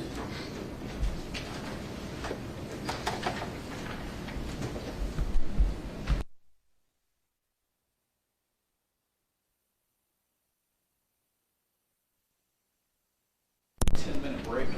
So we'll be back when that clock says 4:10.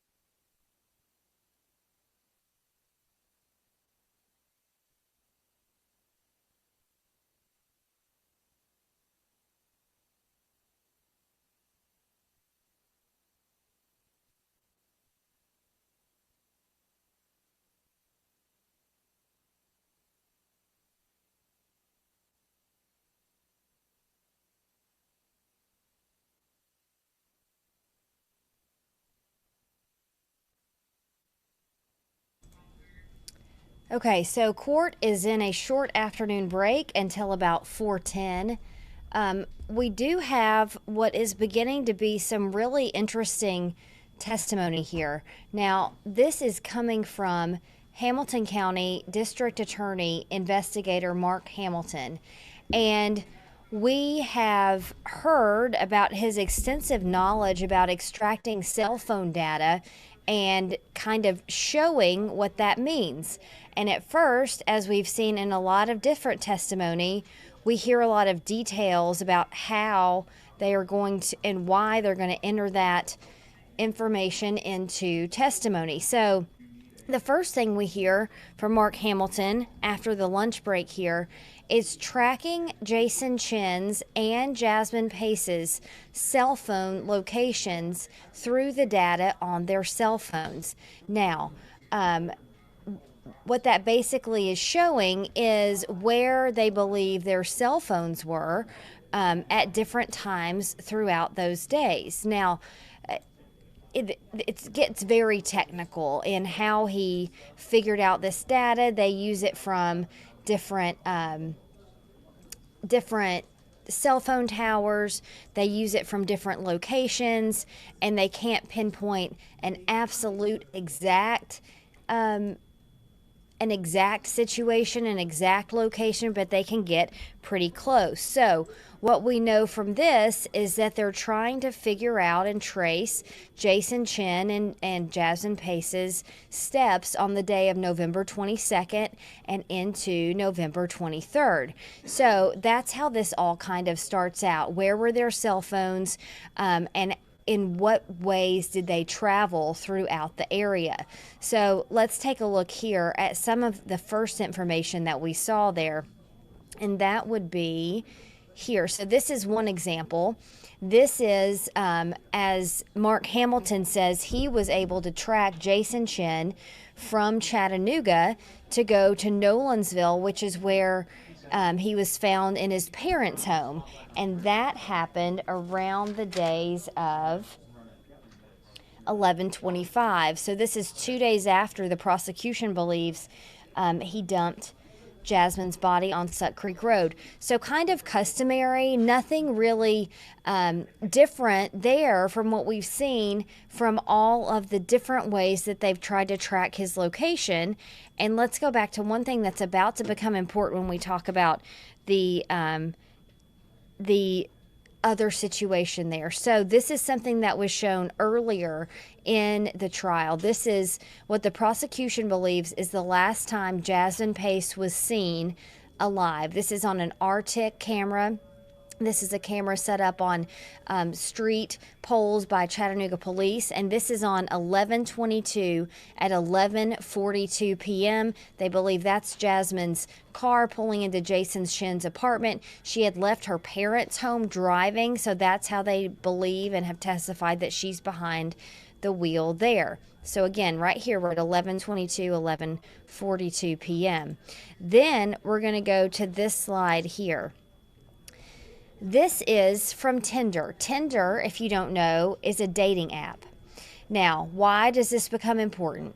Because in the defense's opening statements, they claim that Jasmine and Jason were at his apartment and that he started getting messages from girls, and she became so angry when she saw them that she actually went after him and initiated this attack. So they're showing the Tinder messages that they got off of Jason's phone. Now, this is the prosecution showing them, not the defense. So what can we get from these messages? The first things that they're pointing out here are the times. So there's a Tinder message on 11/21. Again, we know Jasmine was seen entering his apartment on 11/22. And then there's not another Tinder message until 11/23 at 9:50-ish a.m. It's hard to see what that number is there because it's small. Then 11:23, 9:52 a.m., a message from Victoria, 9:52 p.m., another message from Victoria, and then from Jason, 9:52 a.m. there on 11:23. We've moved on to the 23rd here. So I guess we're dating now. So this message is at 9:52 a.m. This time becomes important in just a second. 9:52 a.m. Then, if you go back to some of the earlier testimony, that's at 9:52. Here is Jason entering a Walmart, buying cleaning supplies, and this time, according to cell phone data, Jason Chen traveled to the Walmart at 10:40 in the morning. So from 9:52 a.m., we see him sending a message to a girl on Tinder saying, I guess we're dating now. And then at 10:40, we see him go into the Walmart to buy cleaning supplies. So a very small time frame there. They were also right before the break showing text messages from his phone. These are the ones we just looked at were like a Tinder app message. The text messages on the phone, as they were pointing out, around that same time, the text he was getting was from some sort of group message asking if they were going to be on for gaming. So as of yet, in his cell phone data, we have not seen any messages come in before that 9:52 a.m., backdating to the time when Jasmine pulled in at around 11:50 p.m. on the 22nd. So Bill Speak is not with us in this moment, but what we've learned from him in this trial is that this is the prosecution step by step showing their case, putting the dots out there, and then at some point we assume they're going to connect them. So one other thing we learned that we had not heard before is that, again, Mr. Mark Hamilton here, who has extensive experience in extracting cell phone data and kind of putting all the pieces together about what it means, says that at some point on 11/25, this is 3 days after they believe Jasmine Pace was put into that suitcase, someone puts Jasmine Pace's SIM card into Jason Chen's phone. It stays in there, according to this cell phone data, for approximately 3 days. What that exactly means, we don't know, but that is something that Mr. Hamilton there, who you're seeing on your screen, testified to from the cell phone data that they've entered now into the court record. So we're seeing a switching off of the SIM card. We're seeing these Tinder messages. We're seeing the movements from Jason Chen's cell phone from his apartment to the Walmart, by Suck Creek Road, back to his apartment, back to Suck Creek Road, where Jasmine's body was later found in that suitcase, and then back to Walgreens, where he purchases cleaning supplies, and then back to his apartment.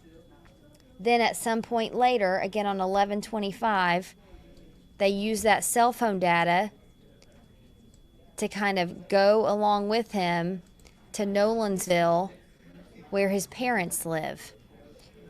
An interesting thing here that they talk about, if you change the SIM card in your phone, Hamilton testified, if you delete messages, it doesn't matter. That data, those messages, your app activity are still stored in that cloud of data that the cell phone provider has.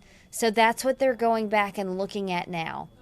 It will be interesting when the defense gets up to ask Mark Hamilton about these Tinder messages, about these text messages, what they will try to ask and what that will point to corroborate their story possibly. So again, when we see the prosecution question a witness, these are small dots that they're trying to prove their case, and then the defense comes up and tries to poke holes. So we'll try to see how that happens there. In this morning, before that happened, before Mark Hamilton testified, we of course heard about the fingerprints, and the fingerprints that they were able to connect Jason Chen to the garbage bag that held Jasmine Pace's body. You can see there they were able to identify 2 fingerprints of Jason Chen's on that garbage bag. So we're hearing a lot about the movements of Jason Chen, the movements of Jasmine Pace's cell phone and SIM card in the days after her death, and then also what these Tinder messages from Jason Chen and to Jason Chen might mean and how they all play into this. Okay, it looks like our courtroom camera is about to start moving again, so in just a second we'll go back live. A quick note about the schedule for this trial. We know there will be testimony tomorrow. We will be here bringing it to you as well. They'll be off on Sunday, and then there will be testimony again on Monday. The jury chose to work on Martin Luther King Day. All right, let's go back to the courtroom as we get ready to wrap up this afternoon break.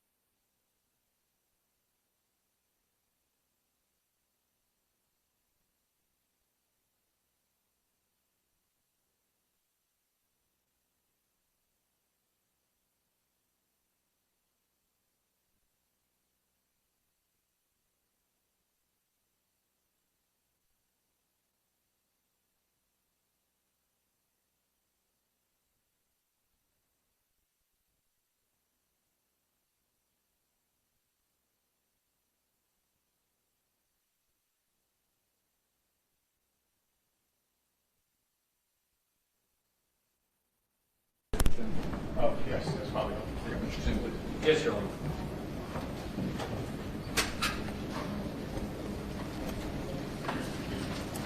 I'll have a copy of the agreement. Okay.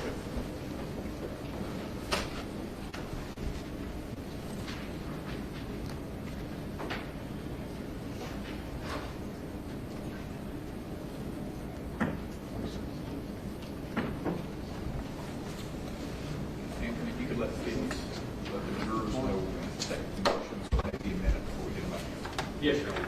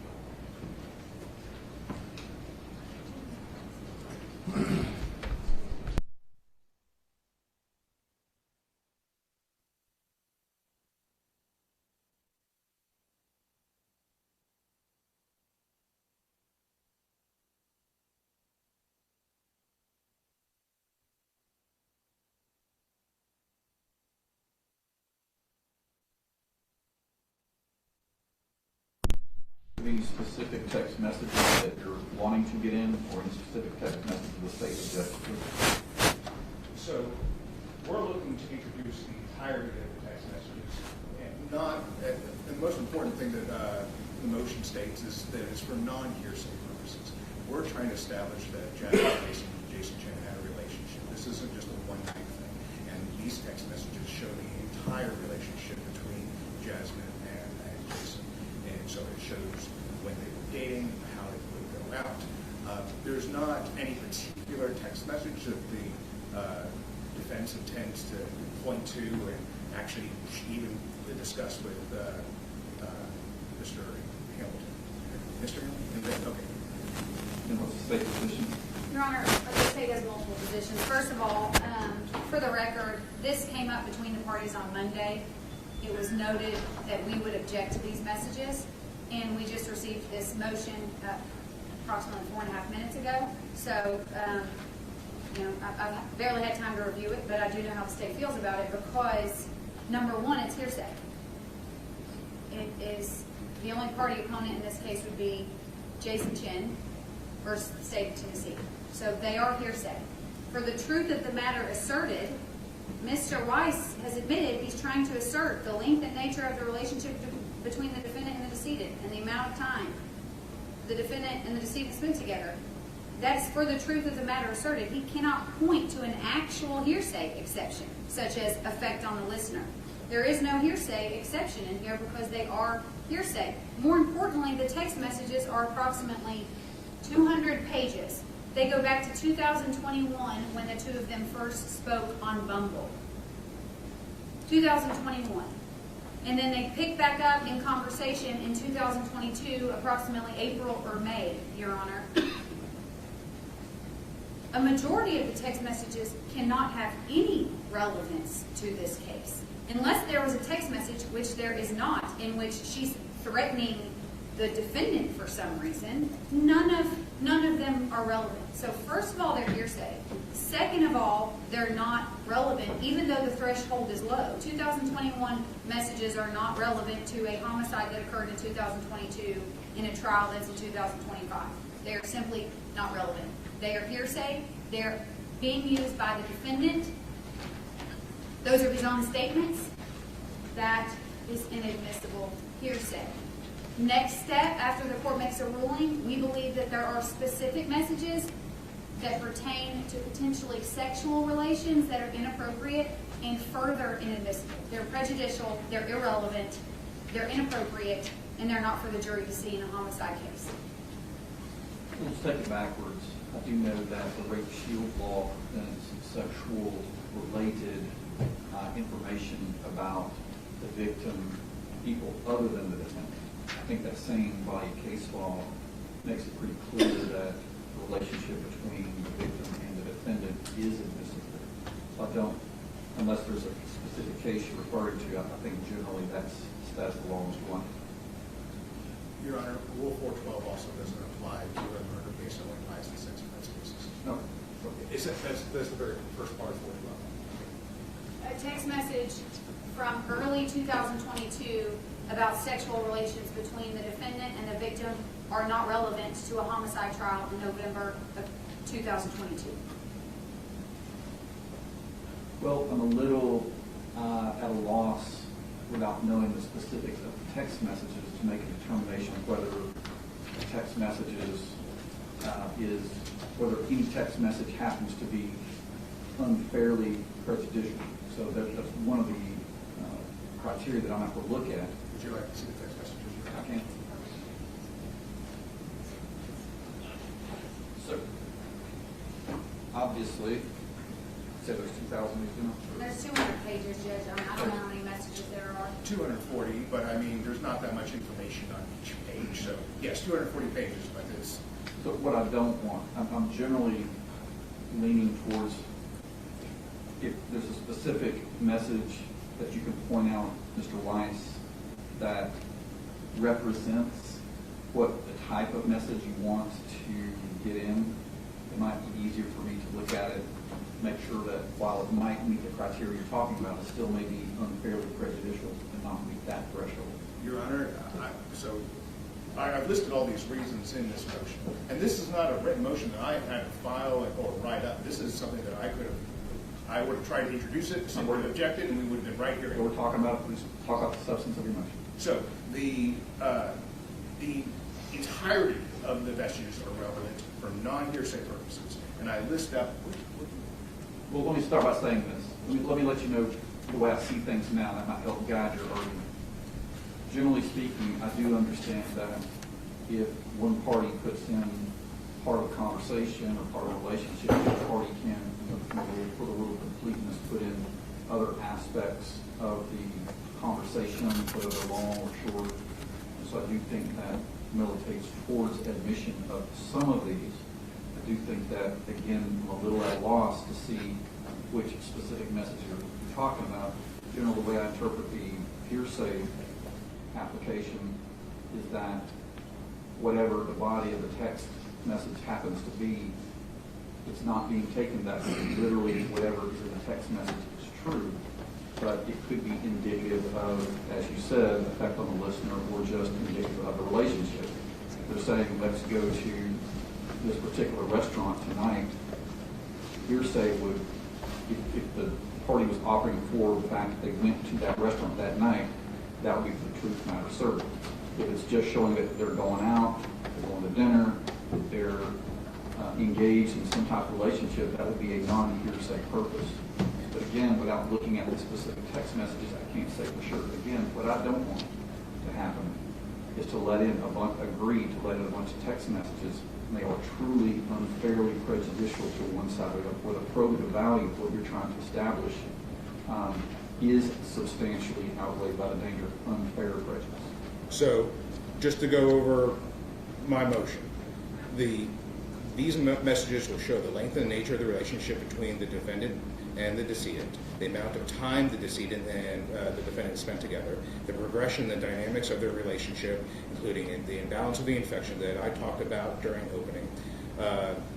And then, secondly, the prosecution had already introduced these text messages into evidence. So, as the court noted, there is the rule of completeness. I'm with you on the first part. Okay. I'm with you on the second part. I just need to know what specific text messages you're talking about to make sure it's not unfairly prejudicial. I think you should, respectfully, I think you should go about the other way. I'm trying to introduce these, and I think they're all relevant for the purposes that I've stated. If there are specific text messages that the state says that they find unfairly prejudicial, I think it's the state that should say these are the messages that we want redacted or are not appropriate. And well, that, okay, sorry. but that's a good segue to the text messages that are sexual in nature, I guess. But I mean, it's not. Well, I wouldn't say it reaches the point of vulgarity or obscenity. So what I would say is that would show proof that the defendant and the decedent had a sexual relationship. They were dating of some kind, and that needs to be shown. That the relationship between the defendant and the decedent is central to the defense's case. So we would like to have the entirety of the text messages submitted to show that, to show this relationship. Lastly, the state's opened the door. They've already had Mr. Hamilton go through the data extraction of how they obtain these messages the same way that we receive them. They've gone through the defendant's Tinder. They've gone through the defendant's iMessages. None of those messages were redacted, even though we talked about relevancy. And so all those came in. So I believe the state has opened the door to allowing these text messages to come in. If their argument is a relevancy, well, then they shouldn't have introduced the iMessages. Or does either side want to argue anything that hasn't been argued yet? The iMessages, when the state uses them, are statements from a party opponent, a well-recognized hearsay exception. Mr. Wise cannot use Mr. Chen's statement in court because it's not a party opponent. So that's slightly different. I do not agree that we've opened the door. However, Your Honor, if we can agree to eliminate the irrelevant text messages, and there's not many of them, but irrelevant text messages regarding sexual activity, and I've only noted 4 or 5 of them, then we'll agree to the text messages coming in. I do not believe that the text messages about sexual activity are relevant to Mr. Weiss's case or the homicide of Jasmine case. Okay, so we're tailoring down the argument now. So please show me the sexual messages that we're talking about. Apparently that's what, Your Honor, I have them noted. If Your Honor will hold on to those, I'll point them out for you page by page. May I just mention that I don't intend to ask Mr. Hamilton, tell me about this sexual text message. I don't intend to do that with this one. No, he intends to tell the jury in closing argument to go back and read all the messages. If they will be in evidence and we object to them. I will go through them with Mr. Hamilton. all right, let's see the messages. On page, these pages are strange, Judge, on page 3360. I'm not going to read it out loud. That's okay, I'll look at it. If you could refer to, you said 3360? Mhm. It's small, I can fix this one. Oh, you got some. 3360.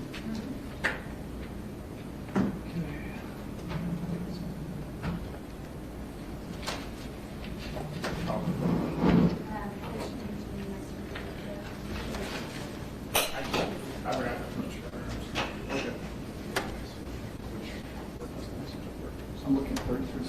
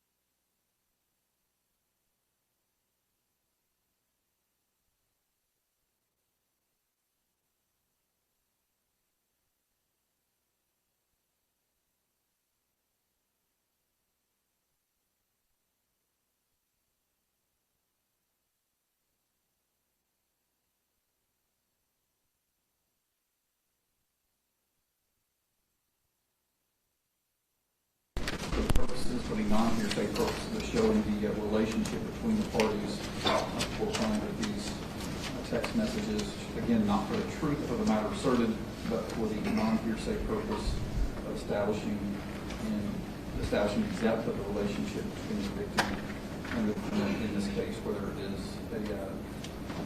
a heavy component of domestic-related violence, perhaps, that the danger of unfair prejudice does not substantially outweigh the further values of the text messages he admitted. Be deemed admissible, and then if the parties want to parse them out, they still can, but at this point, they want that seen deemed admissible. Yes, you need your stuff? Yes, sir.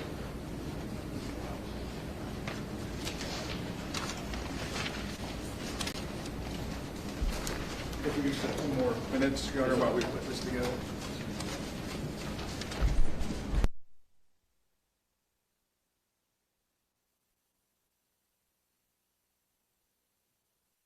The state has already introduced text messages between the victim and defendant, even though this is different. It's not the state's theory of getting it in of the party opponent.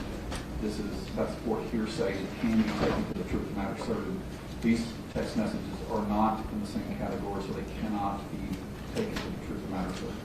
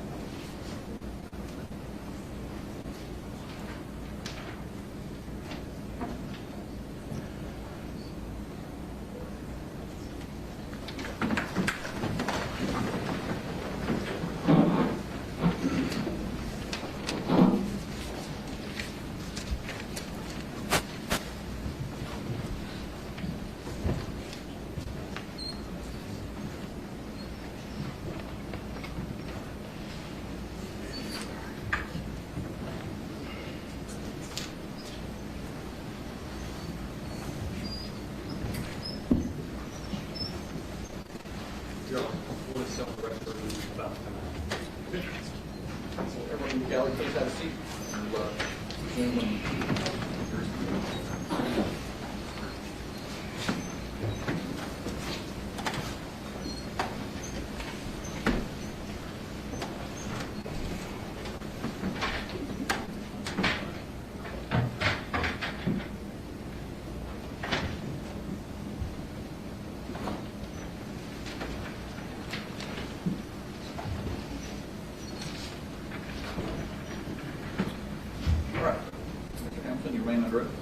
sir. May proceed to cross-examination for Ms. Smith.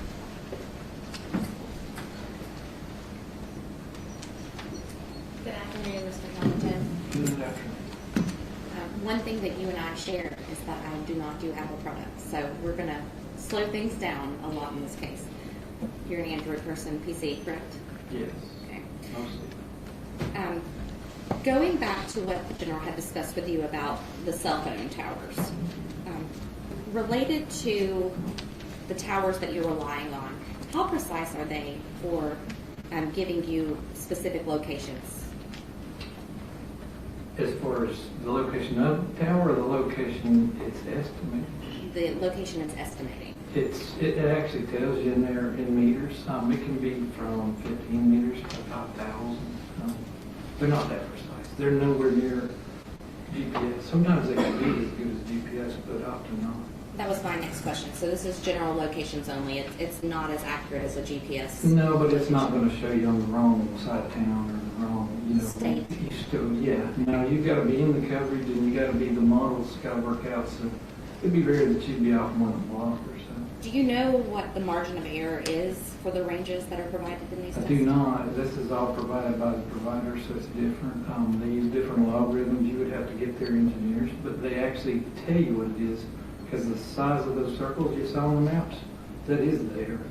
So it's saying I'm estimating they're in this 500 meter circle or this 15 meter circle.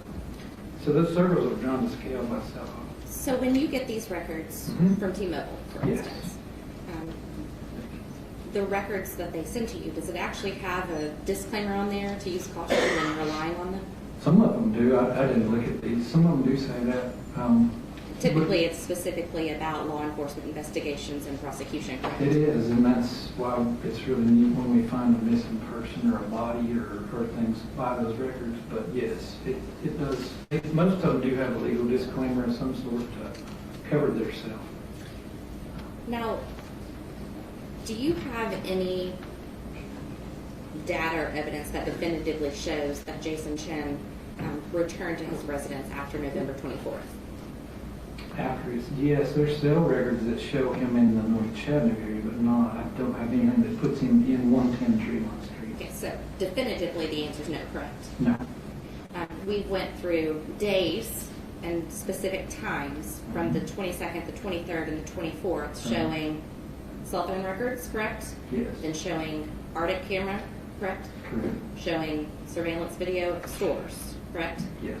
But that doesn't exist after November 24th for Mr. Chen. No. Everything is Well, the approximations. cell records still exist, but not the Arctic and the Nothing stores. else I didn't supported. see anything in the case file after the last videos, other than the cell records go beyond 24. Okay, And the phone download obviously has some data. right. But other than the cell phone location, which is approximations, there's nothing that you have that substantiates he's in 110 Tremont. Correct. I can put him on the North Shore within a block or two of it. I would be comfortable with that, but not in the residence. So I'm rephrasing this a little differently. It's going to sound repetitive, but you're not sitting here today saying definitively that he was in his apartment after November 24th, are you? No, I'm saying he was in the area. Now, there was Arctic videos that were available. Did you watch any Arctic videos that were from November 24th on to see if Mr. Chen was in the area of Tremont Tavern? I found no Arctic videos after the 24th. Let me back up. I just spoke of a restaurant, Tremont Tavern. I did not mean that. Tremont Apartments. Oh. You watched no Arctic cameras that showed him near the Tremont Apartments, correct?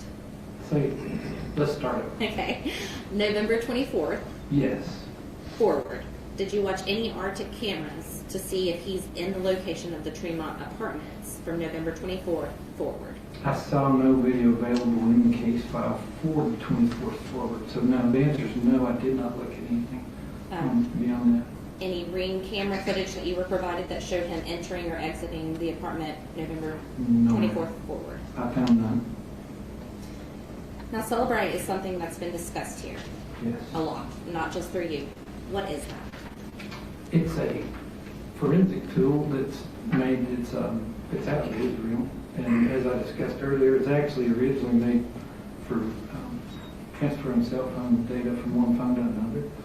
But it's Like it's at a Verizon, forensic- you use that analogy, correct? Yes, they actually had the same tool I had for forensics. It's just had different software in it. But it's software and hardware that's designed and engineered to extract information from phones and then put it in a readable format. There's many vendors do that. That's just Is it one of them. something that's pretty accepted in the forensic community? It's 100% accepted, yes, ma'am. How long have you used it? Since they invented it. Which was when? I don't remember the year, because I started doing this stuff in 2002 and it wasn't available. We started out with suitcases full of cables because they made a different cable for every phone. I literally had suitcases of cables. So I've been doing this since it started. Is there a specific feature that makes Cellbrite more reliable when extracting text messages than other programs? Yeah, I liked them. They've been at it longer than a lot of people, and they have a really good product. And it takes a lot of engineering behind it. They have to reverse engineer each cell phone model. So whatever you're carrying right now may not be in the list yet if it's something brand new.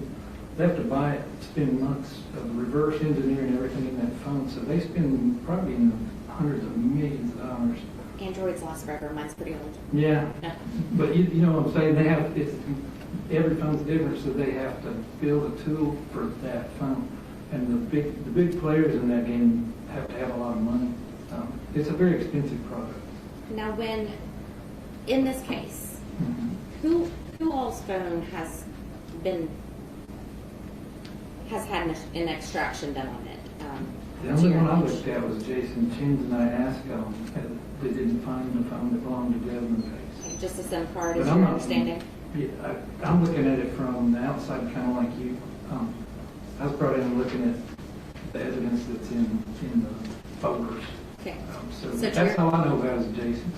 And I know that the general had asked questions earlier, and she was talking to you about a SIM card Yes. and then a phone. Yes. The phone is actually what Cellbrite is plugged into, correct? Or No, SIM card. the was. SIM card is? You can do the SIM card by itself, or the phone with the SIM in it, or the phone by itself. You can Okay. do all three. So we know that we have a SIM card that we believe is Jasmine's, correct? I can guarantee it's hers. Okay. That's what all those numbers show. There's none other one in the world with those numbers on it. But you've not reviewed any kind of extraction from her SIM card, correct? That's what was on the screen, ma'am. Yes, I did. That's a Cellbrite extraction of her SIM card found in Nolensville. Those screenshots you saw compared Verizon with Cellbrite. So that is, So yes. maybe I have just reviewed it. misunderstood what you said.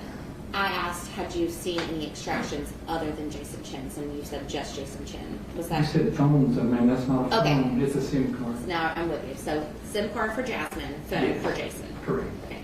Those are the only two extractions you're aware Yes, of ma'am. that you've reviewed. That's correct. Now, is there a specific procedure in place that actually protects the integrity of these extractions when they're done? Yes, they actually have hash codes built into them. So if you alter one period in them, it will change the hash code, and you'll know. You can put a speck in a picture, and it will change the whole hash code. So yes, they're internally protected by what's known as hash codes. When they're exported, they're in a zip file, and that's hashed, and then that, if you change, like I said, any. Now, when you say hashed, what do you mean? It's getting technical, but basically it looks at all the data in there and it generates through an algorithm, it generates a number. And that number, if it is anything changed, that number will change. How would I know if that hash is there? Hire an expert in cell phone forensics, I'd say would be the best way. I don't know if you understand. You told me you weren't a big techie, but You know I'm not a big techie. so yeah, I'd say you probably need to get some, at least, a lot of computer people know about hash codes. Okay. But that's a real big forensic thing because it basically protects, if anything gets corrupted, You're an expert. altered, yes, ma'am. Did you see anything with the hash codes? No, I didn't. It's a zip file. They're unalterable in their self. Okay. If you alter a zip file, it won't extract. So I'm pretty comfortable that nobody's messed with that. I don't think anybody planted evidence or changed it or altered it. It would be almost impossible to do. Okay.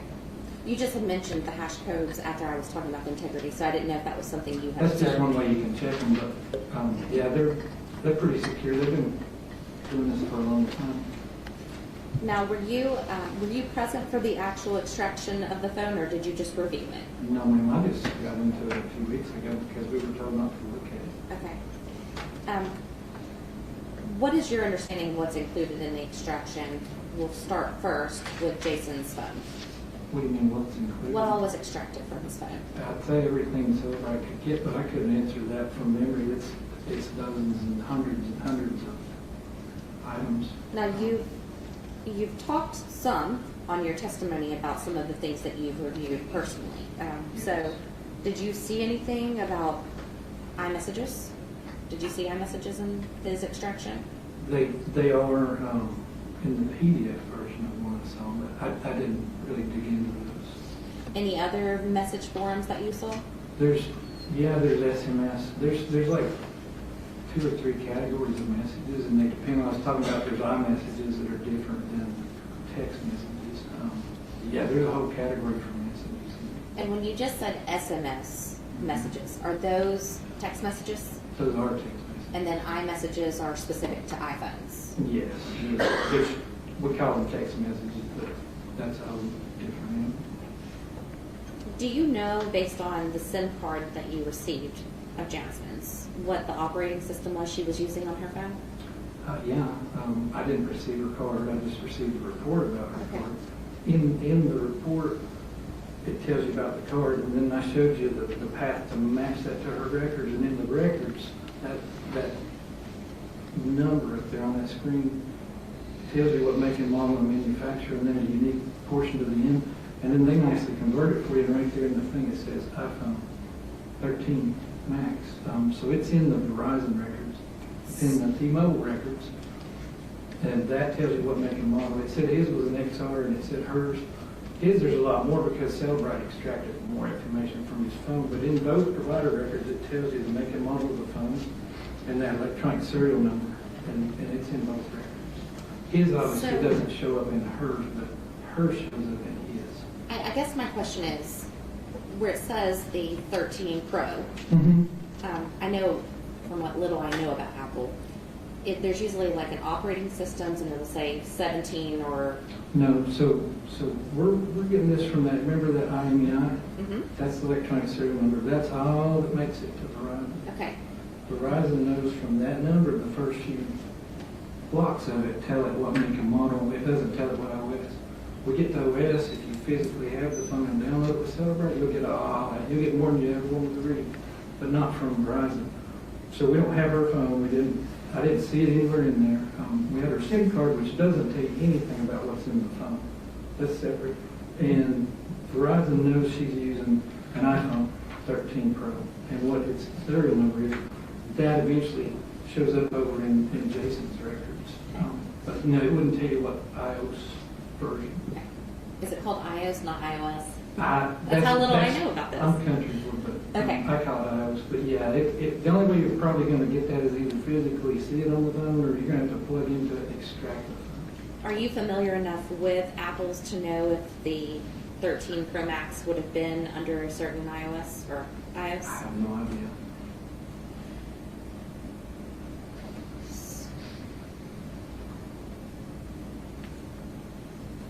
Now, there's been specific messages that you've looked at. Did you look at messages outside of iMessages between Jasmine and Jason?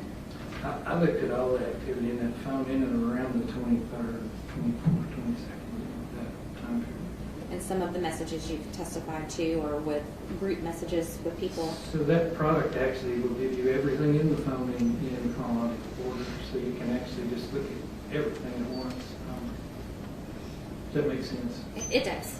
So based on the training that you have, the experience you have, and then the functionality of Cellbrite, would you feel comfortable testifying that the extracted messages that you reviewed are actually authentic and that they accurately represent the data that was contained within the phone? 100%.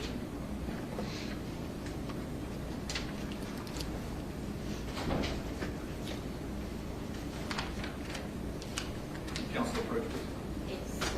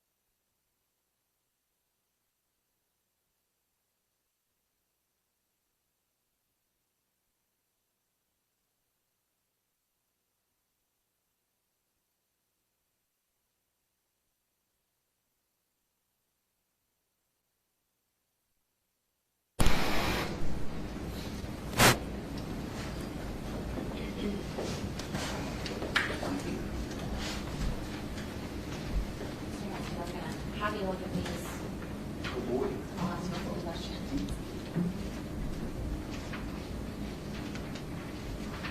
All right. And Ms. Pierce, I brought the exhibit sticker back over here, but this will be 122. 122 will be the exhibit. 221. 222. Thank you. Do you recognize those documents, Mr. Hamilton? Yeah, they look like celebrate. I don't see the like the header page to it. That looks like messages in a format where you can see them. Okay, and Kinda like without read on telling the screen. jury what the messages say, are you able to identify who the sender and receivers are of those text messages that are in front of you? Yes. Is it your understanding of what you're reviewing, and I can give you plenty more time, but that those are text messages between Jasmine Pace and Jason Chen? Spot check on every 100 pages. It appears, yes, ma'am, that appears to be what I'm seeing there is the messages between Jasmine and Pace and Chen. Your Honor, I would like to have this Exhibit 222 moved into evidence as the true and accurate representation of the iMessages between Jason Chen and Jasmine Pace.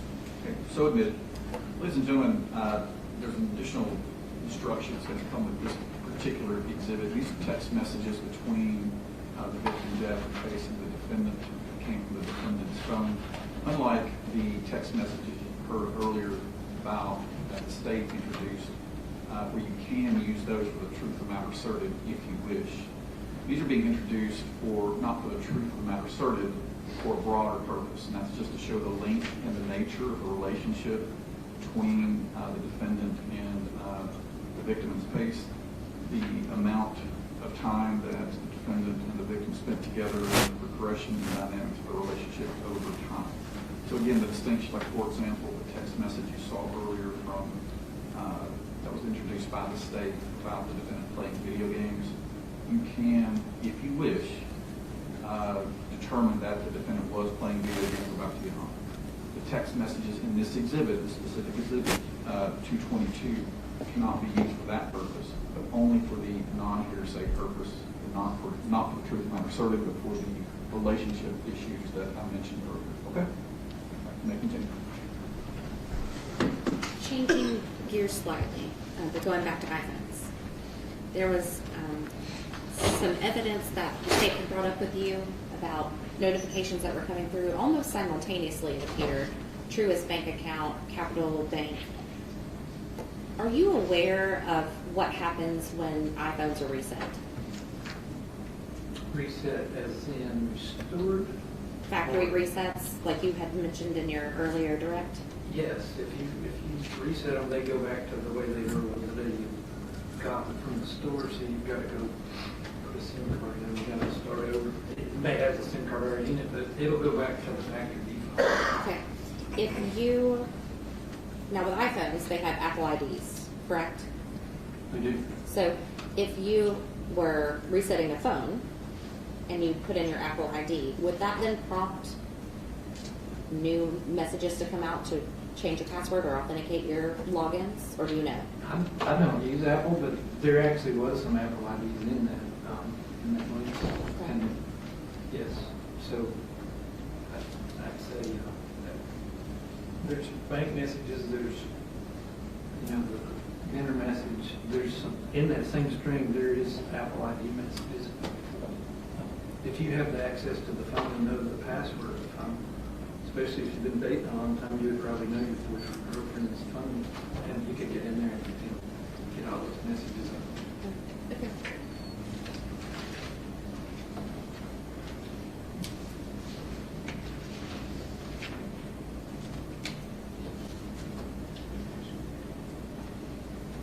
Did I answer your question? You about did. the You did light on the answer. phone? Yes. I was making sure, because I know very little about that kind of stuff, there's nothing that I haven't discussed with you specifically about that.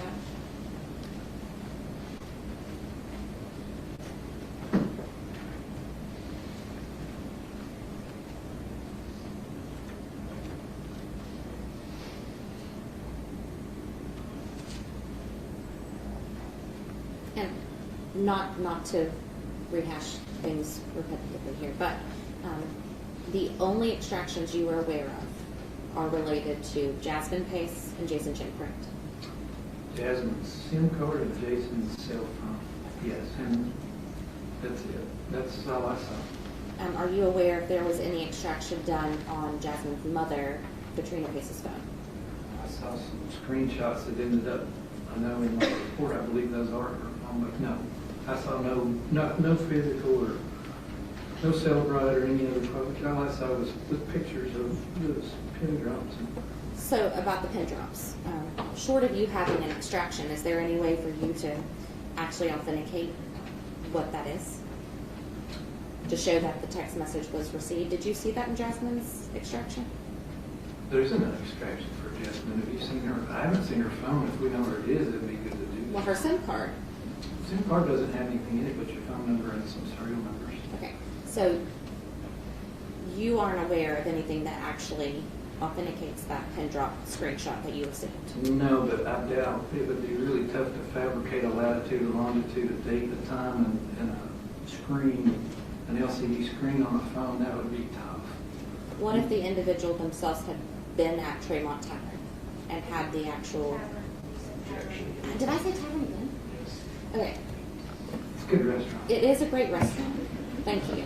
And it's just around the street, correct? It is. It's not far. So at the Tremont apartment, if individuals had been at Tremont Apartments, could they potentially have access to the latitude and longitude of that facility? Yeah, but there's actually a time on that too, and then there's metadata in that picture that tells me when it was taken. So you would have to fabricate a lot of cool stuff. I could probably use some help in my office if somebody could do that. Is it possible though that? Everything's possible. But you have not seen an extraction, so there's no way that you can say with certainty that that is an authentic pin drop, correct?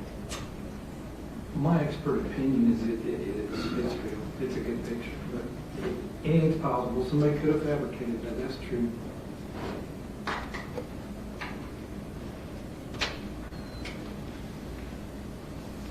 All right, Mr. Hamilton, that's all I have for you. Thank you. Thank you. You're right.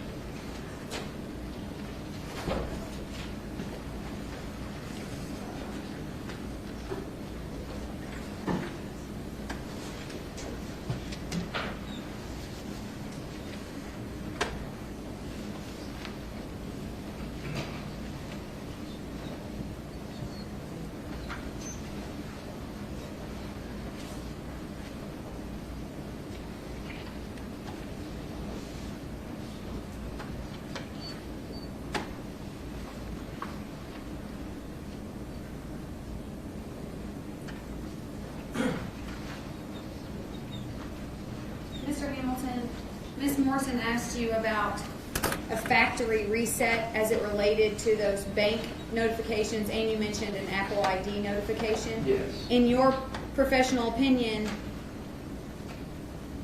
would those messages have been the result of a factory reset? No, the reason I know it's factory reset, because in the forensic download from Jason Chen's phone, it says it was factory reset. Basically, it was restored from the iCloud, which erases everything in it to where it's unrecoverable. Then you can go pick one of the dates, and I've never done it personally, but you can pick a date and time that you want to restore it to. And it puts all your phone back the way it was, and that's the phone that was downloaded. It was actually a restored phone, so it had been wiped clean, restored back to some date that I don't know, but it tells me that in the forensic tool, but that wouldn't affect the messages coming in. That's just your phone number. And even though the SIM card wasn't active at the time, those messages are still coming across the network. Understood. And to be clear, because we were asked about this multiple times, you weren't able to do a download on Jasmine Pace's phone because Jasmine Pace's phone was never found. Yes, ma'am, and I kind of got out of business, so, but the city had those and ran them, and yeah, you got to have the physical device to download it, and you're not going to get nearly the information from the provider. You get some clues that we saw here, but the big pile of stuff's usually in the phone that hasn't been back, wiped out, restored. That took a lot out. I can't say what all was in it, but I can tell you that looking at it, there's not nearly what I would expect to see. The restoration doesn't bring everything back. Okay. It brings back the important parts. Okay. Based on your knowledge and testimony, who was the last person to know the location of Jasmine Pace's physical phone? Well, I would assume she sent it, and her mom got it. No, I'm talking about the physical phone. The last time we saw her the last phone. person, my best opinion is Jason Chen in the Walmart parking lot. Well, on 11/25, did you not testify that Mr. Chen's SIM Oh, I card? thought you meant when it was on the network. Okay, not when it was on the network. Yes, ma'am. All right. Up through the 28th, he's using it. Mr. Chen's SIM card Yes. is in Ms. Pace's phone. Yes. and That's the he's last actually known using it. location. Yes, the last known location is Nolensville, but it was active up through the 28th on that phone, and then it just goes to the end of the records count. I don't know what happened after that. Nothing further. Recross. Nothing, Your Honor. Does the jury have any questions for Mr. Hill?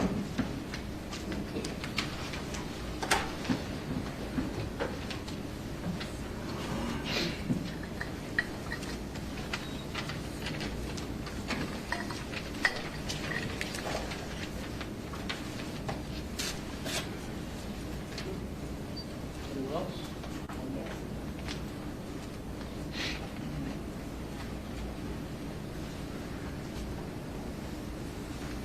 Counsel Burke.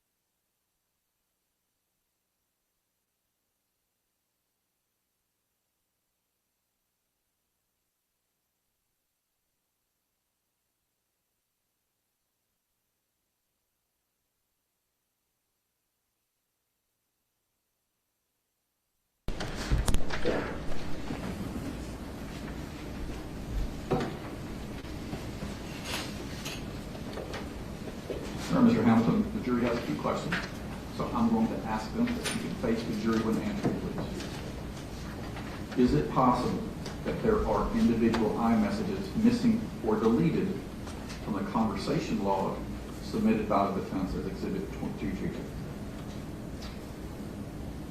The paper printed version that they handed me, there could be pages missing, or I don't know the quality of that. I would need to. Well, let's just assume for a moment that nothing was physically taken, but that is a complete set that represents the call log. Yeah, you can. It depends on the make and model of the phone. You can delete some messages and they'll show deleted and that they were there, but not the content. I'm not sure on that exact make and model. I didn't see anything that said that, but we used to see it a lot. It would be able to tell something was deleted and the time and date, but not what was there.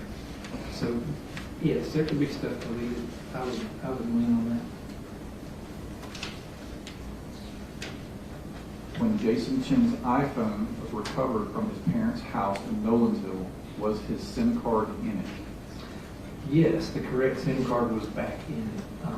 I could see that it was in service up until 11:28. I don't recall the exact time, maybe afternoon, but there's no more records beyond that because that was the scope of the search warrant. You have to write a search warrant to get these records. They don't just give them to you.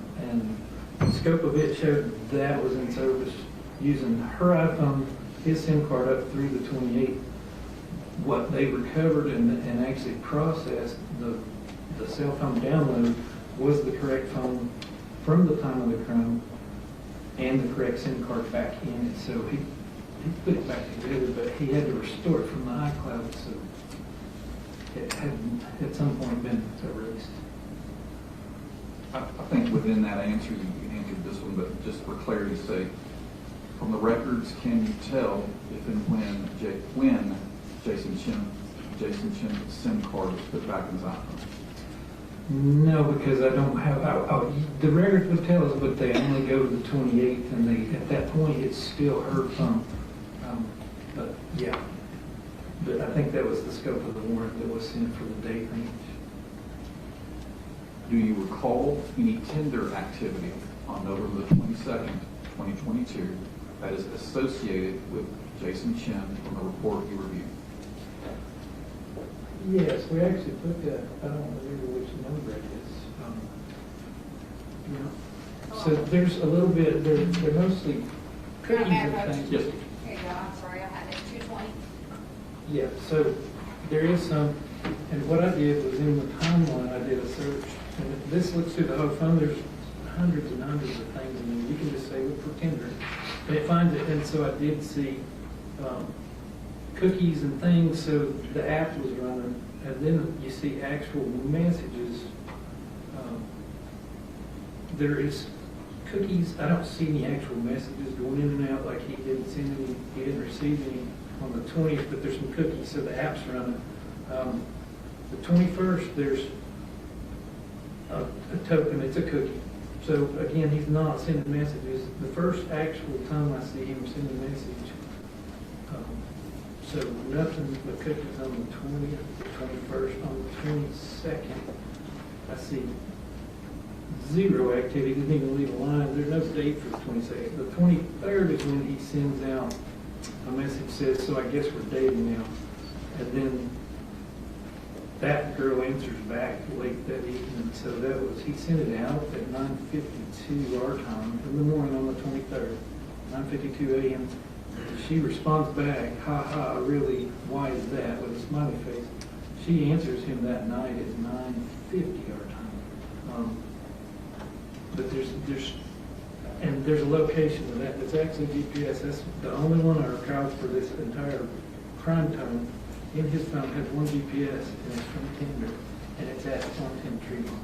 And there is no activity on the 22nd at all, and there's cookies, but I don't see any messages going in and out on the 20th, so nothing on the 22nd, cookies on the 21st, and cookies on the 20th. And then he starts communicating with people the morning of the 23rd, and I see it on the 28th is the next one. It jumps 24 to 28. Yeah, just for the jurors taking notes, can you let them know what exhibit number that is? Yes, sir. That's exhibit 220. And something to remember, because you'll probably run into more of these. When you see UTC -5, that's Chattanooga time during this 11 November period. I don't think there is any, but if you see UTC 0, you need to subtract 5 from it. Because that's in Greenwich. Are you able to explain why an area is grayed out on the report that's displaying Tinder activity with his number on it? It says grayed out, but you just explain what that those is. lines, that's the date. So that over here, you can't hardly see it, but over here's where it says like 12/20 or 11/21/2022. 11/23. So those gray bars are actually the date, and it separates that. That's a day. That's a day. That's a day. These might not be a full day because it comes off the screen, but yeah, that's the date bars. That's not grading information. It's just separating dates for you. These are screenshots that program to you, and the files that come off of it will be. These phones have so much data in them now that it's crazy. Some of them are up that terribly. All right, one of the jurors had a question about the content of the last 10 texts sent from Jason to Jasmine and the last 10 texts sent from Jasmine to Jason. Another witness will answer that. Were you able to use Jason's phone to determine whether bank accounts linked to apps on his phone record, on his phone, received deposits on or after November 23rd? Basically, did he receive electronic payments of any form from an account linked to Jasmine during that time? I saw no evidence of that.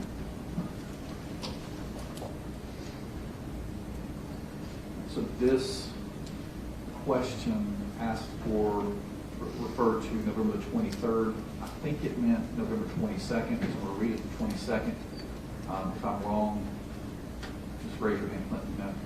Based on the GPS record on Jason Chen's phone on November 22nd, 2022, did he leave his apartment at 110 Tremont Street any time of the day before Jasmine Pace arrived at his apartment?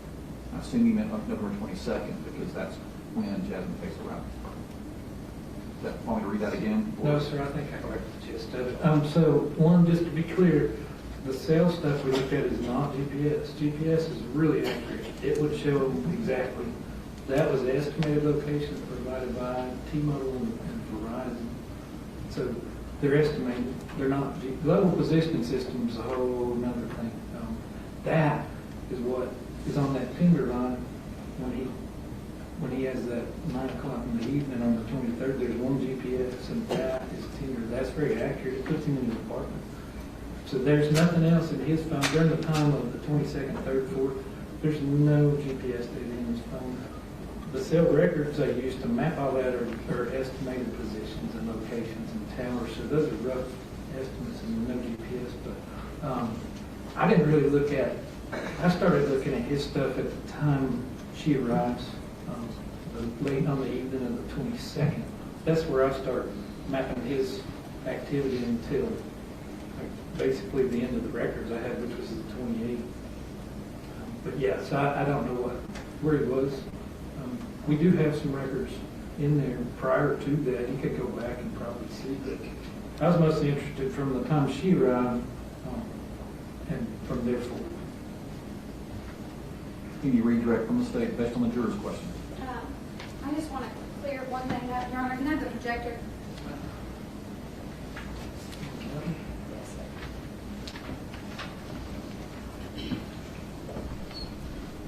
Just for clarity for the jurors,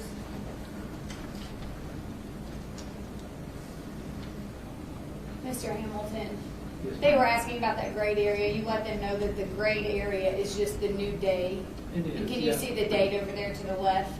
A little blurry, but yeah. So that shows you that there's 8 items and it's 1123, and then there's 32 and 1128. So that just separates the data sets. You never. And when you see over here, that tells you that's a real message. It's an instant message. That meant that's outbound. It's from Jason, and there's a big content over here. So I guess we're dating now. At the end, it comes back. At 9:50 that night, this Victoria girl answers and says, "Hi,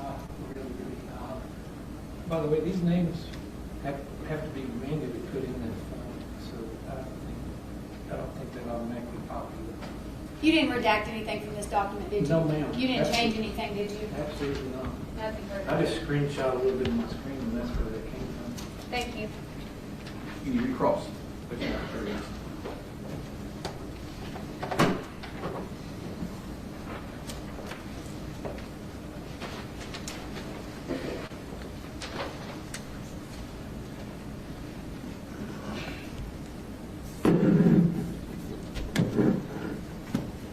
Now, Mr.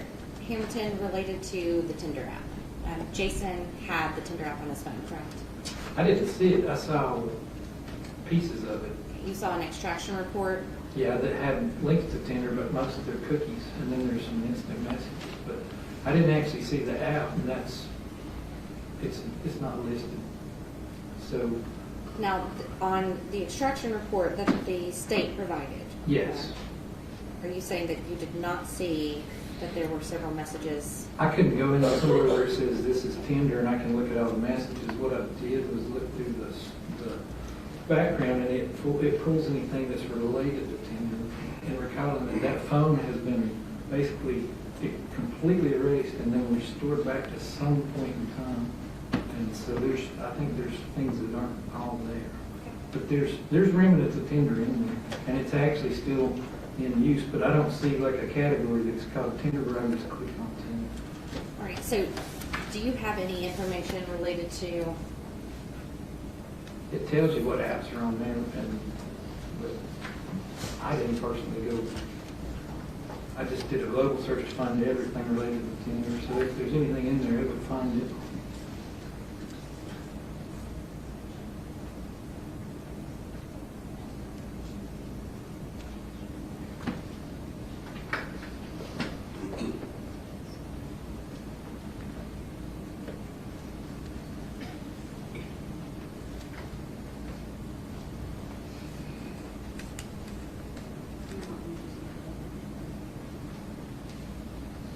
I'm just going to ask you a little bit. Sure. At this point, I'm not asking for it to be admitted. If you can just look at this. Okay. Yeah, that's right. Remember now, I haven't had much time to look at this phone because I was told not to look at it because the attorney. Can we explain? Can we approach? So, yeah, I see what. Mr. Hamilton, hang on just a second. You're right.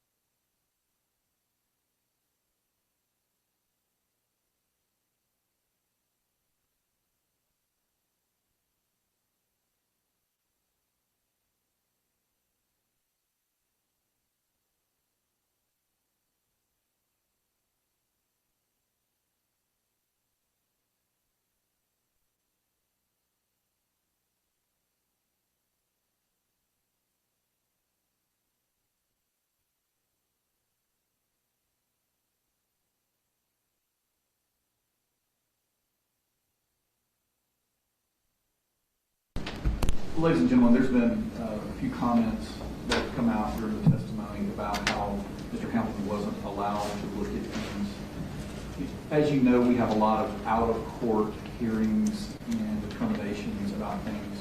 Many times it comes to me first before either side gets to look at it fully. That's what it was in this case. The cell phone was something that's very voluminous and had a lot of personal things in it. So before it could be examined fully by Mr. Hamilton, it had to go through my procedure of looking at it. So don't hold anything about Mr. Hamilton's not being able to look at it against either side. It's simply a procedural thing. I just didn't want you to be confused about that. And I think that was shared. To make sure that was that you didn't have the wrong impression about why Mr. Hamilton was not looking at it until very recently. Okay. Thank you. I'm going to retreat this from you. Just Yeah. looking at that. So, Is it fair to say that there was an extraction that showed that there was some Tinder activity on Mr. oh yeah, Chen's? that's the prettier way of showing what I showed in that other spreadsheet. It shows the exact same messages, the exact same dates and times. But a lot easier to read. I didn't see that category, but there's hundreds and hundreds of them. The way I did it was did a global search through the whole phone, find everything moved. So that's prettier. That's the little windows. Mine are in lines, but what I just saw was the same exact messages. So I guess we're dating, and she answers him, and the dates and times match.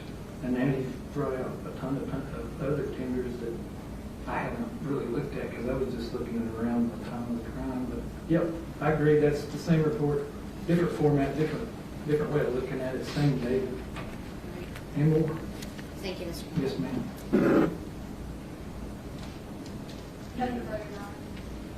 Jury, have any follow-up questions for Mr. Hamilton? See you one.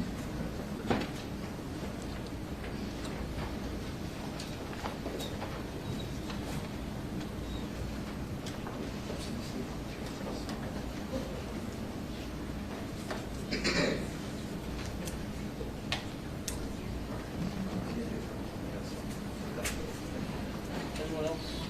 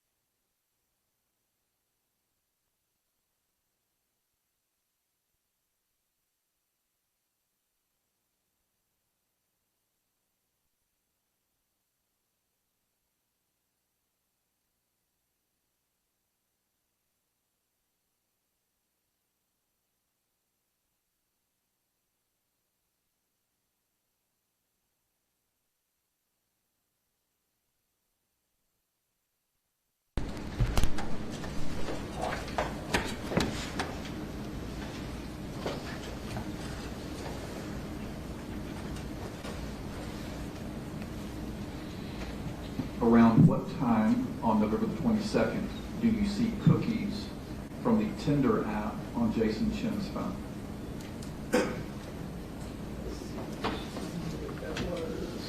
It is. The cookie pretty much just tells you the app's running. The one she has actually really readable, but I see a cookie on the 21st, you said, Junior? 22nd. Oh, 22nd. There is no activity at all on the 22nd. It jumps from the 21st. It jumps from 10:30 at night on the 21st. It jumps all the way to the 23rd, and there's cookies start showing up at 9:50 p.m. Actually, at 9:50, so that would be, and then it goes on through the evening. But there is no activity on the 22nd. Not in my search. Do app notifications create cookies? They do. They can. Cookies are just little tidbits. They're tracking how often you go somewhere, and we actually do them all the time on the computers and apps run them. It's all they make money by knowing what you do and where you go. But yeah, it's just like a breadcrumb trail. So this one shows you this because I did a global search. It actually shows you cookies and things that don't show up when you just go under where a header that says Tinder and it shows all the messages. This shows stuff in the background. So this is probably more thorough than what they were showing me where it's in. It just looks like a message, like you're looking at iMessages on a phone or texting or it's not going to show you cookies and things. So this literally shows you more, showing basically what day and times he's doing things. So you're able to do, even though it could literally be millions of items in those phones, you can do a global search for things like Tinder and it'll find everything to do with that. Did you review records from Verizon that showed messages, text, or IM involving Jasmine Pace's phone prior to November 22nd, 2022? I think there is some. I didn't look at them again. I was really focused on starting on the 22nd and going forward. There may be some. Okay. There's not a whole lot. It's not like you download the phone. I think that answers this one, but I'll remind the jurors that you will have the messages back in the jurors so you can review them yourself. Do you recall seeing any messages related to a death in Jasmine Pace's family or similar to that? I saw one that caught me kind of odd, like I'm sorry or something, but it didn't make any sense to me, so I didn't really focus on it. Can you redirect based on what the jury has? Your Honor, if I can have one moment. Yes, ma'am.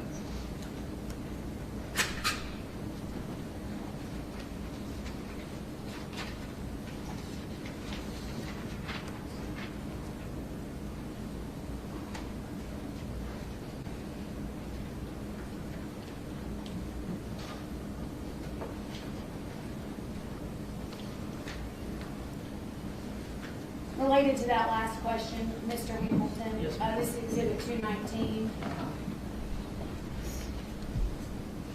I'm going to draw your attention to 1122 at 2212. So 11/22. 22. Will you keep the pointer there? Yes, ma'am. I don't know if that's the best way to do that. I don't know, it might be better about the track. Well, it's just so small, I'm not sure how. You can count which line down it is. Yeah, that's a good idea, Judge. Let's do that. So let's see, 1, 2, 7. 7 lines down on this, on the left side, 7 lines down. Is that 2212? Yeah, 7 is, well, you're counting 7, right? So it'd be 8. Oh, I'm sorry, yes, Yeah, line it's number 8, line- that's line right. number 8 is Li- what I had right. Line number 8, Yes. okay. And then, can you see line Yes. number 8 there? Yeah, let's, 1, 2, 3, 4, 5, 6, 7, 8. She's gone. That's what I remember seeing. I knew it was something, but I was like, because for just a moment when I saw it, I thought, oh, that doesn't seem right, but I don't think it's related to this. So she's gone. I'm so sorry. Nothing further, Judge. You recross.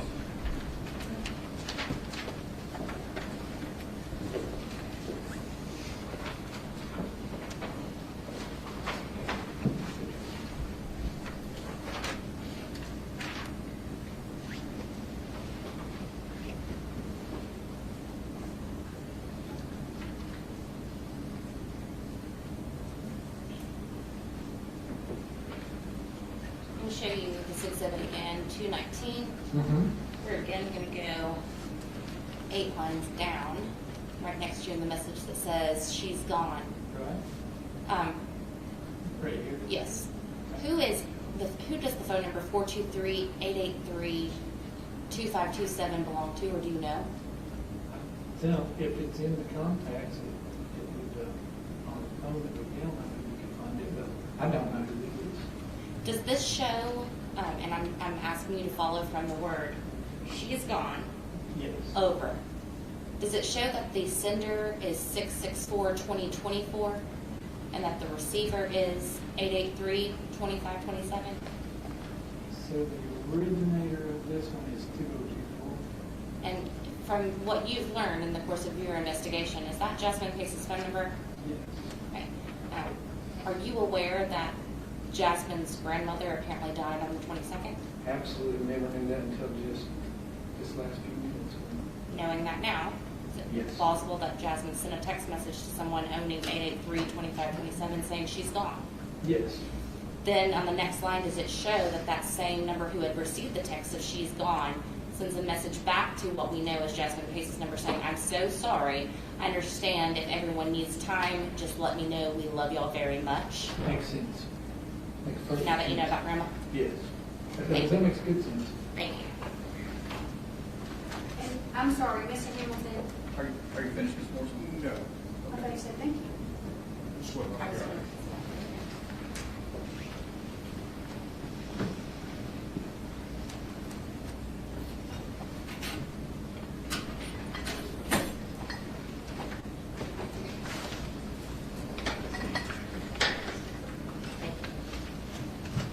That's all the questions I have. Yep. Mr. Hamilton, just to clarify, because I think I misunderstood the court's question. The text that says she's gone was not between Jasmine and Jason, is that correct? No, it absolutely wasn't. I thought they were just asking about death or something in the text messages, and that one caught my eye for just a second until I started looking at it, and I thought, that's not related.